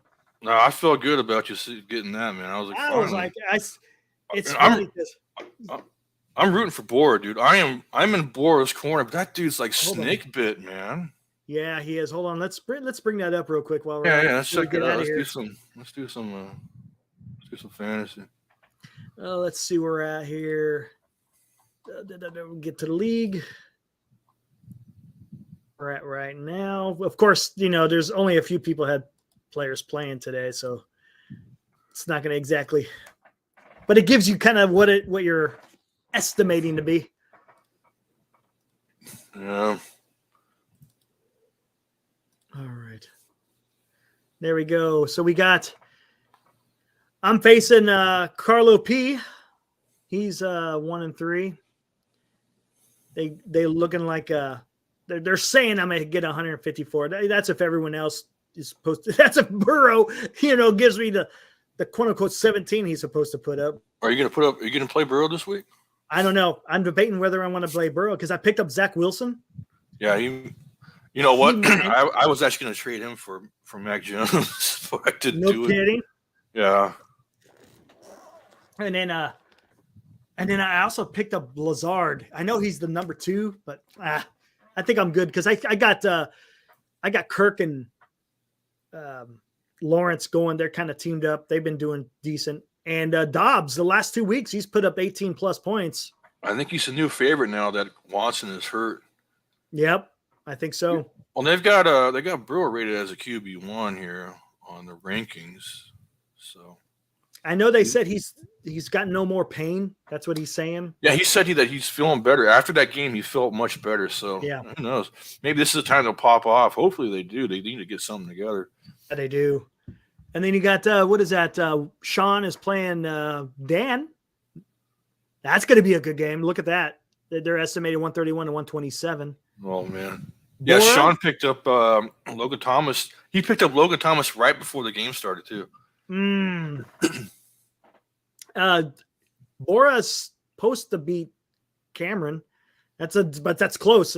I could go anywhere. It could go either way. Trock and you guys are gonna have possibly a duo here or a duel. Yeah, freaking they're all kind of close. The bottom one, maybe not so much, but now we got the buys involved, so the points are going to be a lot different. Yeah, the bye week's going to make everything a little bit tricky. Yeah, see, I can't play DK and Metcalf because he's off. Like I put more in for him. It's a good thing I did, huh? I had to get rid of Roshan Johnson to get a good defense. Otherwise, I wouldn't be up against Trock. Trock would beat me outright. Because the Cowboys are playing the Niners, and we all know what the Niners are going to do to the Cowboys this week. They're going to kick their freaking ass. I got Ferguson. I wonder how Ferguson's going to do. Ferguson, okay. He's kind of like their outlet, so he might get a lot of play. The pressure valve. Yeah. Hold on. Let me see where he's ranked the rest of the season. He's ranked pretty highly, if I remember correctly. Yeah, he's gone up better than Pitts. Pitts hasn't done nothing for me. No, dude. You know what? I had Pitts back at when he was first drafted. He didn't do shit then, and I drafted him the next year. He didn't do shit then, so I stopped drafting him. Period. Yep. I don't know why they don't utilize him as much. For whatever reason, that Jonnu Smith, who they acquired from Tennessee as a tight end, is doing better than Pitts. And Pitts has got much more skill than Pitts. Than Jonnu Smith. Yeah, they got rest of season Pitts at number 15 on the tight end chart. Where's Jonnu Smith? He's saying Eric Wilby. What's the name of the guy who created the league? Oh, Sean Proctor did it for us. Sean Proctor. But it's going to be a lot of close games. We'll see. Right now, it looks like mine's going to be a blowout, but I don't know. I'm keeping an eye on MF. Roshan got concussed. Yeah, he did. I dropped his ass for Miami. He got KO'd in the game, and then Herbert got hurt. Let's see what's Herbert's status. Herbert's on Boro's team, I believe. Oh yeah, I forgot he got hurt. They said he had to wrap up his leg or something like that, and yeah, he fell really weird. I heard on the broadcast they said they were surprised he was actually coming back out. He's got a high ankle sprain or something. Ooh. So that's good though. Hopefully Roshan didn't take over after I dropped his ass. Let me see who's Bora got going today, or he's got Lamar. I know he's trying to offload him. I was thinking about trading him straight up for Lamar for Herbert, but let's see if he starts Aaron Jones again. That guy hasn't been doing much the last 2 days, or the last 2 weeks, I should say. It's funny how that it's kind of. I know they're kind of leaning on Jordan Love's legs rather than Aaron Jones' legs. Mine. God, look at that. Yeah. 230 yards, 3 reception touchdowns. Yeah, that was crazy. Unbelievable. That's what Terry McLaurin should have had done. But Terry McLaurin only got 3 or 4 targets today. Yeah, it's going to be interesting to see how it all pans out. Hopefully I go 2 and 3. I want to be unhappy with that at all. No kicker. I don't think traditionally there's no kicker in 2 quarterback or what they call super flex leagues. I just hope Burrow does something, man. Goodness. Well, I mean, what a waste if he doesn't, right? I mean, so I he just know. signed that big, massive contract and he's laying goose eggs. And the funny thing is they signed that contract after he was injured in his training camp. So Well, you know what's funny is like every player that signs a big old fat contract tends to like do. I mean, look at Julio Rodriguez after he signed his contract. He started going a little bit downhill. Yep, he came back on the second half, but yeah, Thankfully turned it back on. But yeah, it seems to be a common theme, you know. Man, that's going to be exciting. I can't wait for more playoff. I love playoff baseball, man. I do too. Who do you think's going to take it? I think the Braves. Probably the Braves.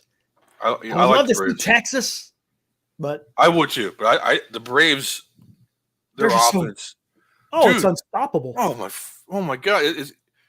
I don't even know why they even have the Dodgers and whatnot left in the DS. Just give it all to the Braves already. Let's just go fast forward all this torture. We'll see. We'll see if Philadelphia will give them a run for the money because the Philadelphia is starting to really hit the ball. You think the Dodgers could take the Braves? Could the Dodgers? It'd be close. They got the lineup to do it, but the pitching. The Braves pitching, just got better pitching, so I don't know about that. I think Braves would get them in that. I But wonder if they still had Urias. I wonder if that would change things. maybe a little bit. Yeah, maybe. And then Trevor Bauer, now that he's been exonerated. Yeah. he probably. Dude, that guy was done dirty. Do you watch his YouTube channel? No, I don't. Oh my God. He was showing all the text. He was showing all the evidence. So the way that they closed out his little allegation deal was he was able to talk about it. That's part of the agreement. Right. And he unleashed all the evidence that was being hidden from the public. It is bad. They set this guy up from day one. They marked him out and everything. Are you talking about MLB? No, not the MLB, but the woman. And but there was another player involved in this too. There was an unnamed MLB player involved in marking Trevor Bauer. They haven't released his name. He hasn't said who it was. I don't think he said who it was. Yeah, pretty interesting. In fact, the MLB player goes, so she goes, his net worth is $51 million. And the MLB player that's unnamed responds, get that bag. Oh. Get that bag. Wow. So it's a conspiracy then. Something it was set up to get some money. Yep. That's all it was. Wow. Man. Yeah, Strider, I definitely has got to go game one. No doubt about it. Yeah.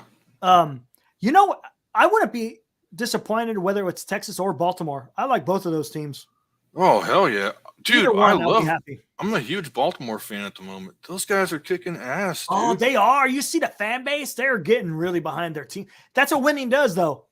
Winning will, It kind of reminds you of like the 2010 Giants. Giants, yeah. Like a bunch of who's. A bunch of who what? And a bunch of young guys. Yeah.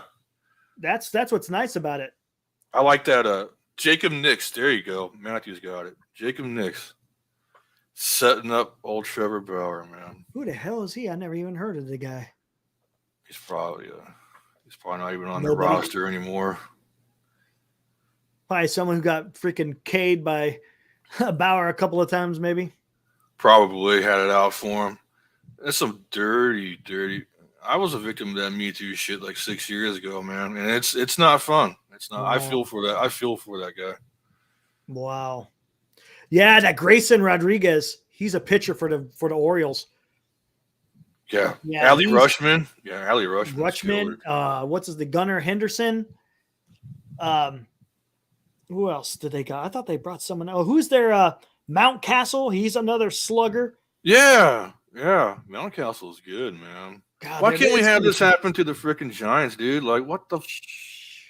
You see all these rookies. You see Corbin Carroll. You see Evan Carter, Adley Rutschman, Gunnar Henderson. All these guys. Who else? For the Dodgers, the lefty. What's it? Outman. Outman. Who else do we got going in there? Philadelphia. They got all veterans. Atlanta. Pretty much all veterans. All veterans, yeah. But it's from their own organization too. Right. They built those guys up. I mean, I love don't that know. Corbin Carroll, dude. Corbin Carroll's the baddest. Is he the next 5-tool hitter, right? He's like the next 5-tool player. yeah, I mean, and the that thing dude's is, amazing. Who does the Giants have that's comparable to him right now? No, nobody. No, Right now, dude, right he now. would be a superstar on this team. Oh, he would be. He'd be the only guy on this team worth the crap. I mean, Yep. there's nobody on our roster that's even. And this is why this season was such a mess. Is now you really don't know what you have in somebody. Maybe Bailey, you probably know what you got in him. Right.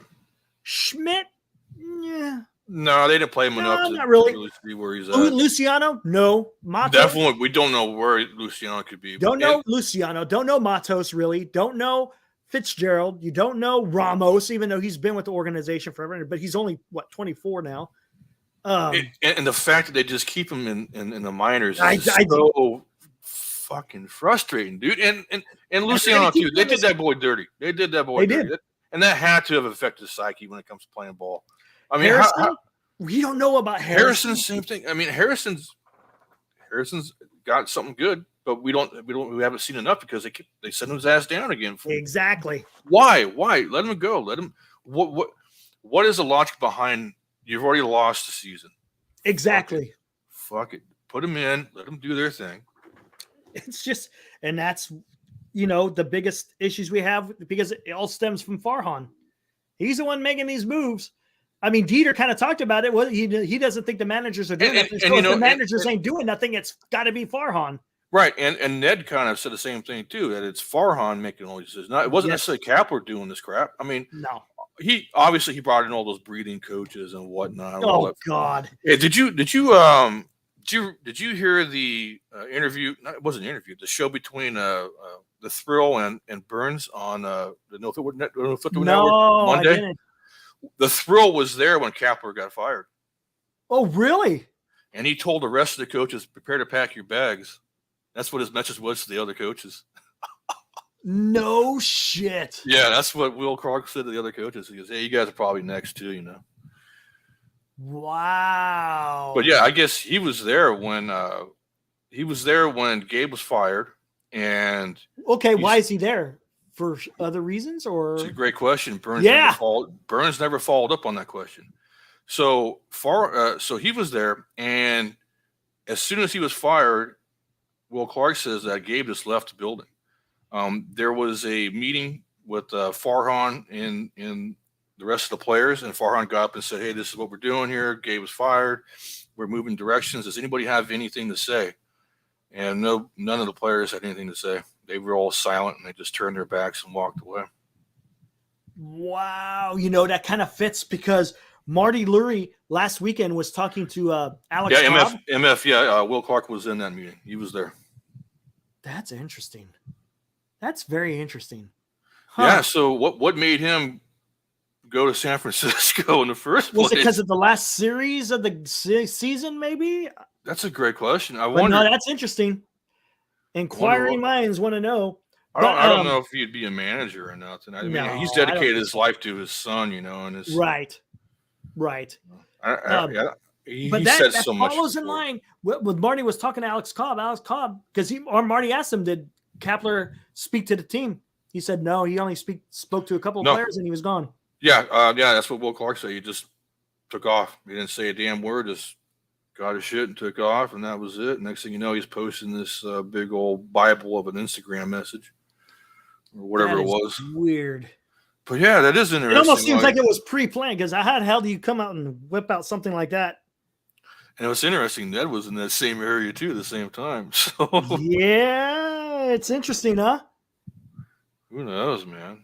Yeah, because he was in San Jose. Remember when we had him on? Yeah, he was in San Jose. That's not that far. No, not far. At all.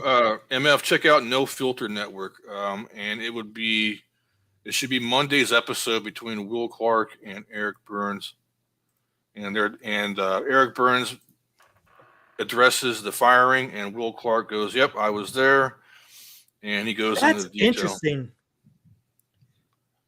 Why? But why would he be in the clubhouse during that time? That's another interesting. Okay, do you think they consulted him? I don't know. Who knows? That's interesting because I didn't know about that. I wonder if they consulted him because, well, he lives down south. Yeah, he lives in Louisiana. There's no reason for him to be there. I mean, it wasn't the last game of the season. It was the last series, but the thing is, though, he was already home doing the damn podcast with Eric Burns, so. Huh. Interesting. Yeah. I don't know. Maybe he's this, I'm telling you, this whole thing just smells really weird. Something smells really weird. And the fact that they haven't fired Farhan yet. I honestly, I think the guy's days are numbered. I don't know what's going on with the upper management part. I mean, are they waiting until they got somebody in place before they fire this guy, or are they good? Yeah. I mean, maybe they don't have anybody just yet. I mean, who wants? I mean, first of all, I mean, you have to keep in mind, who the hell wants to take on this freaking job? I mean, that's you'd have the to. issue I have. You have to. It's like undoing a bunch of Christmas lights that are freaking tangled. You know, it's exactly. Like, and here's another thing: is why would they want to deal with that for just 1 year? Right. That's the part. That's why I say either he's fired or he's got either a multi-year deal already in the books. They just haven't announced it. Maybe they got a package plan coming in, or they're trying to work on. It doesn't make any sense to keep this guy on if he's just going to be a lame duck. I mean, I would have figured they would. The reason why they didn't have this conference in the conference room is because they're using it for all their analytics. What? Really? Yeah, they're using the conference room to plan out their next moves and fire on your ass. Yeah, maybe. I mean, weird, man. Dude. I mean, it's just. I don't know. I don't understand it. It makes no sense to me. I don't know. You would think that if anything, somebody would come out by now, like, yeah, Farhan's our guy, and we're gonna keep him on board, and there hasn't been a vote of confidence, has there? Fuck no. I was about to say the same words. Nothing, man. Nothing from management. Nothing. No. Yeah, the ownership's not coming out saying, "Hey," even Larry Bayer in his letter mentioned nothing about Farhan, if I'm not mistaken, right? Right. No, he didn't say a damn word. He just saw, it's a tough season. It was just a bunch of bullshit that meant nothing. Yeah. No. So no, this is interesting. I don't think Farhan's in the clear just yet. I mean, obviously, we would have thought Monday he would have gotten fired, but who knows at this point? I mean, the Giants are a freaky organization at this point in life, so who the hell knows, man? And it just, I don't know, like, unless they hire someone like Correa but then when I think about that, then it's like, to me, then why not keep Kapler for that last year since it's a lame duck? Why the hell not? Exactly. Right? They got nothing to lose at that point. I'm not saying that I wanted Kapler back, but it 100%. Just doesn't make sense. Right. No, it makes more sense to keep his ass on for one more year than let him go and keep Farhan. Right. Yeah. It doesn't. It's so weird, man. Who knows what's going on in these guys' minds, man? I don't know. I know what I would do if I had all that money and was in charge of a team. I mean, shit. The choice is pretty obvious, right? Yeah, and Dieter, he really seemed like, hey, this is an ownership. He was sold on Farhan having another few more years of getting a shot at this thing, and maybe maybe on the option. Hey, the way I look at it, he's had 5 years already. Well, right. But I understand he's saying, ownership had something to do with it, with, not being able to give him the money that he wants. But look at some of these other deals that Farhan has done. It's not just the ability of signing a free agent. It's his trades, his not being willingness to trade. How does that hurt the bottom line if you get to the trade deadline by trading a veteran for a young player? How does that have any effect on the ownership? You know what I'm saying? It does. Exactly. That seems like a smart executive move for your organization. You're not doing anything. You're not putting the organization in jeopardy of going bankrupt. It's just and then on the other note too, when the season's pretty much lost, play the kids, let them play. And what I have to say about this? That's a good point, Matthew. Is if ownership saw what Farhan was doing, I would have just axed him too. Then, hey, if you wanted to axe Kapler, well, guess what? Now you're done too. We'll just it does not make sense to fire one and not the other at the same time. They are entwined, Yes. man. Yes. One without the other cannot exist. That was Farhan's picked guy. He's the That one. was his boy. Yeah. That was his boy back in the Dodger days, man. I mean, Exactly. Oh, hey, check this out. You know what that engine is, right? that is a Saturn V engine. Yeah, the F1. Yeah, buddy. 7.5 million horsepower. That's a lot. Still the largest engine. The most powerful thing that mankind has ever created. Yep. 7.5 million. You can't even put that into quantitative terms other than I 7.5 million. I mean, that's just, holy crap, that's so much horsepower, right? That's a lot. And that thing was sonic booming the entire way through the atmosphere, the staging. I mean, if you there's a great series Discovery did called When We Left Earth. I got it. Oh my god. I love it. Where it goes all the way from the Mercury all the way up to the space shuttle. My favorite part was when they had the I think it was Apollo, might have been the one my grandfather worked on, Apollo 10 or something. But they had the countdown going. You could see the engine. The astronauts are sitting in their chair. You could see them all shaking, and it takes off. And they watch it go through the air. The first time it was launched, and it was just with humans on board. It was the first time that actually had humans on board this launch. Right. That's when they circumnavigated the. Yeah, they went around the moon instead of landing on it. And they were like, the guy who, I can't remember who the pilot was, but he had to take his hand off the control because it was vibrating so much. He was afraid he would pull hit the wrong button. Yeah. Yep. Yeah. So he just sat back in his chair and just let it go. Man. And then one of the astronauts like, yeah, we saw a seagull flying above. It must have been the most surprised seagull on the planet when that thing launched. Yeah, the most surprised. Exactly. Yep. Yeah, I got that on DVD. That's a great. It's so sad. It was a lot of those guys. I think all those guys all of them passed away now. The guy the only one who would wait. I think Gene Kranz is still around, isn't he, or did he pass? I think. Whoa, no, he's still Gene around. Kranz He's still still around. doing interviews. He's still doing interviews. Yeah. Yeah. What's his name? The astronaut who just passed away recently. He was the last one on the moon. Oh, he was the very last one. God, I can't remember his name now. Yeah, you're right.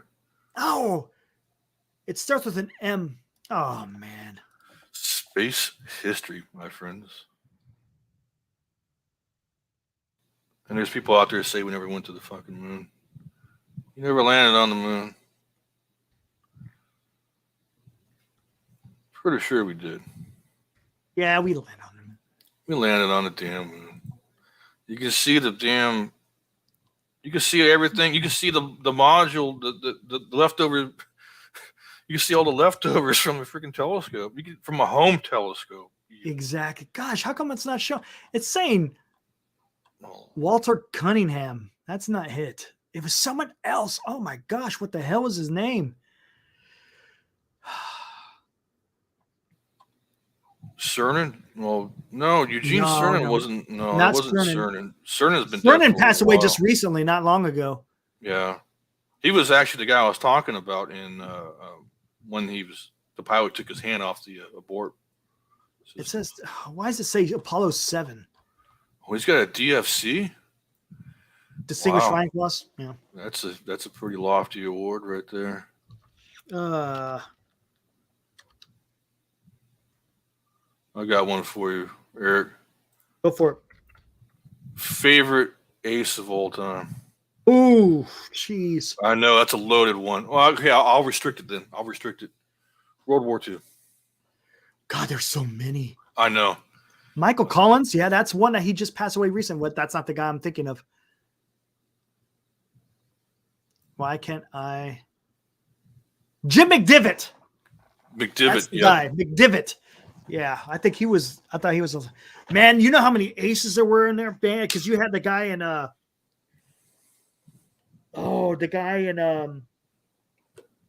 European.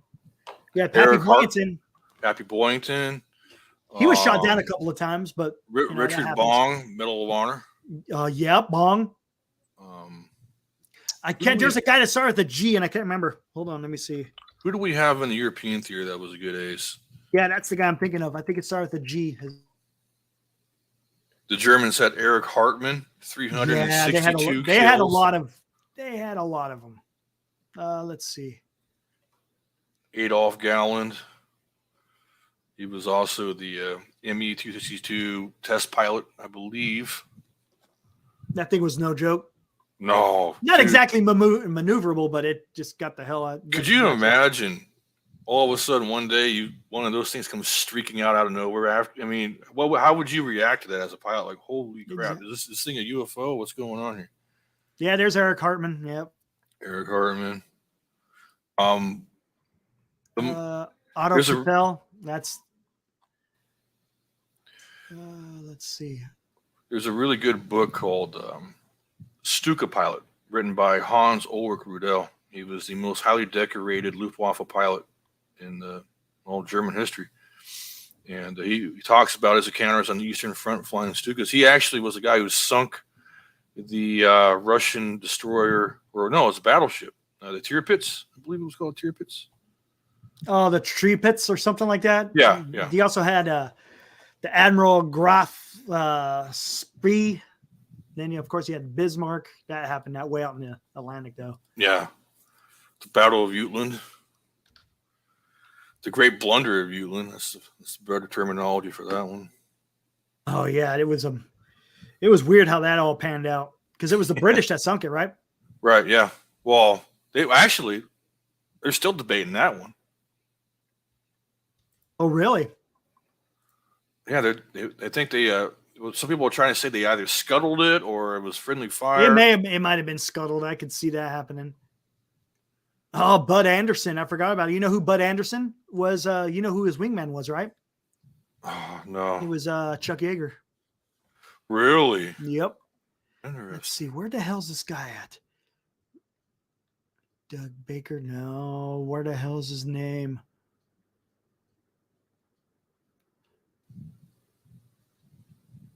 He had a shit ton too. God, yeah, if Richard you look- Bong had 40. Yeah, 40. 40. Japanese. He flew the P-38. Yep. P-38 Oh. was bad. There's Pappy, 28. Yeah, he was killed. I think he was killed towards the end of the war. Who, Pappy? Richard Bong. No. Richard Oh, Bong. Bong. Oh. Red Baron was KFIA. Monford. Oh, he died. That's the same day we dropped the bomb. Isn't it the 6th of August? I think so, yeah. Yeah, that's the day they dropped the bomb. Oh, my gosh. That's crazy. That D-shot Red Baron was Manfred von Richthofen. He came from noble family. He was a baron. In fact, when he was actually a cavalry officer before he became a pilot. And he served, I believe, 2 years in the Prussian army at that time as a cavalry officer before he flew recon airplanes. He wasn't flying actual.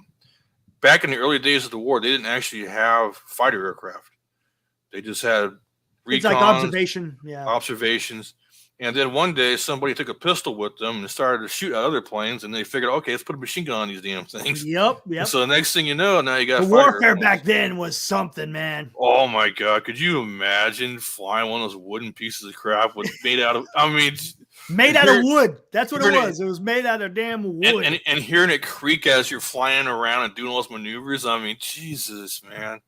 And then when they get a gun jam, they take a hammer out and they beat the shit out of the damn machine guns. Okay, I'm gonna get to Oh, this. God. I think I'm on. Where the hell did I miss it? I know I'm missing someone in here. We didn't really have guys with a lot of kills to their names compared to. What am I thinking of here? There it is, Gabreski, Francis Gabby Gabreski, the highest scoring American ace in Europe. Yeah, that's what I thought. And he had got 6.5 additional ones in the Korean War. And he flew. I could have sworn 38 as well. Let's see. RAF duty. P-47. P-47. 8 50 caliber machine guns. Yeah, that's a lot of lead coming out. And it had the most armor of any aircraft. It was a flying tank. It was made tank. mostly for, it did do air to air, which wasn't its specialty. Specialized air to ground. Yeah, that thing, it did some damage on the ground. It was like our equivalent of the, what was that, BF-110, The Zerster. Oh, the 110. or That's the dual engine. Yeah. Yeah. The Heinkel. Yeah. So he did fly the P-47 the whole time. Are you kidding me? P-47. How do you get that many victories in a P-47? Well, I remember reading, or not reading. I remember watching an episode where one of the aces was given his commentary about the P-47 and he was dogfighting a BF-109, and he was talking pretty much the only thing he could do was outdive the 109. That was his maneuver. That's all you could do. Yeah, you can't outmaneuver the 109. The 109 had a lot of maneuverability.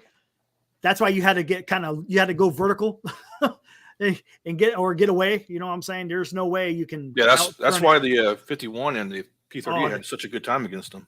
Yeah, the P-38 was the P-51 was just amazing. Same thing with the P-38 as well. But by that time we got into that part of the war, they had lost a lot of their pilots.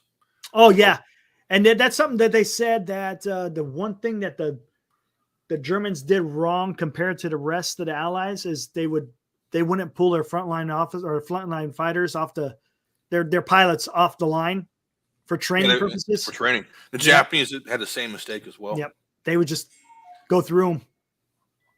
Saburo Sakai, I believe, was the highest Japanese Ace-82 aircraft.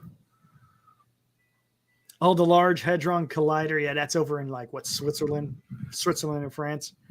Yeah, that's what's causing all the Mandela effects, man. Instead of the Berenstein Bears, it's the Berenstein Bears. Right? Kyle, damn, you guys are still going. Yeah, we probably got to shut it down. It's already 12:30. The shirtless one. We've been going, 3 hours and 41 minutes. Yeah, we're just kind of just talking about anything and everything now. Yeah, man. But yeah, Gabreski. Gosh, I didn't know he did it in a P-47. I should know that, but that is fantastic. And like you said, Bung was a P-38. Is there any functional P-47s? I don't think I've ever seen one in an air show. I think there's a few around. I know we lost a B-29 recently. That was unfortunate. Yeah, the B-17s. You see that one back east? Where a P-61 came in behind it and clipped the tail of it and last summer and crashed to the ground. Yeah, they couldn't see while he was landing. It was underneath him. And he ended up flying right into the damn thing, killed both pilots, and that was unfortunate. P-38 there's not very many of those. I think there's only like 5 of those flying. I'll tell you what. Crazy. From the time of how many they built, and there's only a handful left. Right? They all became razor blades. Even the ships are now razor blades. There's no what would they had out there in the Bay Area for a while? Remember all those ships they had? The mothball fleet. The mothball fleet. Yeah. Those are all gone now too. That's all history, man. That's all we all wiped our asses with it. Seems like Alameda used to always have the aircraft carrier out there, and now it's not even a base no more. It's just all commercialized. There used to be a Coast Guard base back in the day. My dad did boot camp for the Coast Guard. He actually washed out. It wasn't that long ago where this whole area was nothing but bases. McClellan back in the day was a massive. You had Mather, McClellan, Travis, Beale. That's just Air Force bases. Then you had Alameda, Mare Island. You had Fort Ord down in Monterey. You had down south. You had Norton Air Force Base, George Air Force Base, March Air Force Base, Edwards Air Force Base. I mean, it was, and then not to mention, the Navy down in San Diego as well. And then you had Nike missile sites. Moffett Field. That was a Navy base. Moffett Field's still, I believe, still in service. Yeah, I think it is, but it's more for NASA now than it is anything else. They had that big blimp hangar out there. Still do. Yep. I believe there's still blimp op. Yeah, that's where the Goodyear blimp flies out of. That's right. Yeah, I think so. I think that's what they keep it. It's funny. I went to an air show one time and they had a hot air balloon inside there doing rides where I just go to the top and then come right back down. That's how big it is. We're being asked a question. Neil Armstrong. Oh, I know exactly what that is. They were training how to land a lunar lander. It's on that series you talked about there, Will. Yeah, when we left Earth. Yeah. Yeah, it's a funky little thing, and it was going, and it started tilting, and then he lost control and he popped out of it. Yeah. It was supposed to stimulate the lander, but it wasn't. Matthew, if you like that, you got to read the story of Chuck Yeager, how he ejected out of one of those airplanes. He almost died. Yeah. He should have died, actually. I'm surprised he didn't become an astronaut. But I think that was partly due to his personality. Yeah, and he and was some kind of a rebel. nepotism. He was a rebel. The other pilots became astronauts. He didn't. Yeah. The pilots was after more- him became astronauts. Absolutely. Yep. He was a bit too cocky for the rest of He those was guys. very cocky. Yep. Absolutely. And you know how that works out in the military when you think your shit don't stink. Yep. Felix, jumping from space. That was amazing, man. Oh, the guy in that weather balloon. Did the same thing Chuck Yeager did. Chuck Yeager used to come to Beale when I was stationed at Beale. Mhm. A lot of people that he was at that age, he was just like an asshole to people. Asshole. I heard he had like a drinking problem and other things. I mean, he was known for just being kind of. I know that, dickhead. that some of the cops are having issues with him, because you gotta ID everyone that comes through, and you don't ID Chuck Yeager. You know what I'm saying? Like he used to shop at the commissary there supposedly. I never saw him, but How was your guys' commissary in the Air Force? I've never been to an Air Force commissaries are great. Ours smelled like shit all the time, man. It smelled like rotten vegetables. Dude. No kidding. It smelled like damn that's food nasty. for less, man. It smelled like shit. It smelled like food for less. You walk into one of those things, man. You see Yeah, flies the commissaries buzzing. weren't so bad. The one on Beale was kind of small, but that was fine because it wasn't a huge base. Travis had a huge commissary. And then RPXs weren't worth the shit either. I remember The BXs, the Travis BX, that thing is fantastic. It's huge. I went to Travis for my my DA photo, my Department of Army photo for when I was getting promoted. And then I stopped by we call it a PX in the Army. So I stopped by your guys' PX, and I was just like, all right, that's a different world. They actually have clothes here. Like, and they got a food court and everything. Yeah, they do. And if you go to a PX in the Army, like all they have is like extra large and extra. It's like, what the hell? They give us all the left behinds, man. Like, what is this crap? The only thing bad about the Travis one is the retirees, man. They flood that place because it's McClellan's the same. I think I used to go to McClellan. So as veterans, you can actually go back to the PX now. Since like 2017, when the old boy was in office. No kidding? Yeah. So I used to go to the. You used to have to be like 100% disabled to go there. Right, but they opened up the veterans back in 2017. Oh, so it must be packed. So I think they closed the one in McClellan. I used to go to the one in McClellan. That thing was pretty good. That was halfway decent, man. I got some cool watches out of there and whatnot. Get yourself some pack a big old carton of smokes. No taxes, folks. No taxes. But it used to be where you could get the really good deals. Not so much anymore. Now with Amazon and everything. Oh, you know what's funny? I did a little comparison one day. Walmart actually had similar prices to the PX. Yeah, Walmart. Honestly, between Walmart and Amazon and all these other places, you're going to find better deals than you do on the BX. Yeah, you don't have to pay taxes, but you still save in way more money.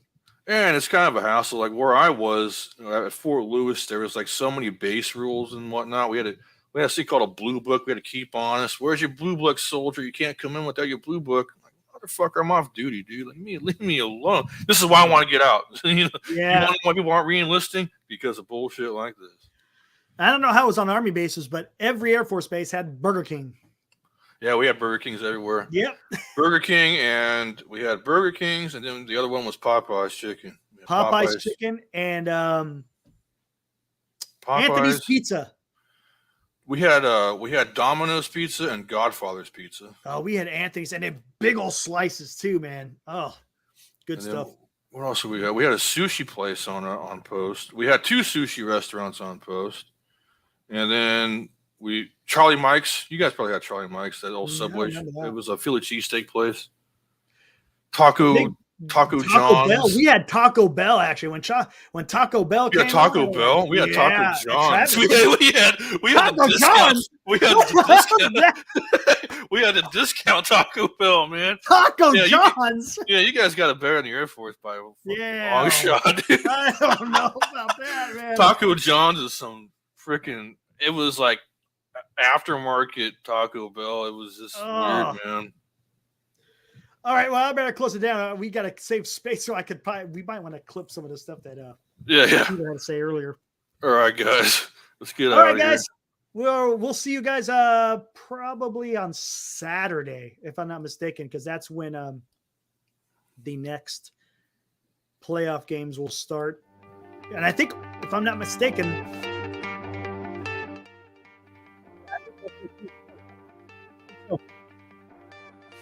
Sounds good. After all those games are done, we'll probably get on here and talk about it. Of course, if anything big happens tomorrow, probably not. Probably not. Probably But not. if anything big breaks with the Giants or something, we'll sure to be on. So appreciate you guys sticking around. You've been here for almost 4 hours. Yeah, right on. Yeah, listen to us BS a little bit. That's cool. Yeah, it's fun. Yeah, it is. Sure as hell is. Exactly. All right, guys. We'll see you tomorrow. Later, Thanks, dudes. Will. No problem. Later, guys.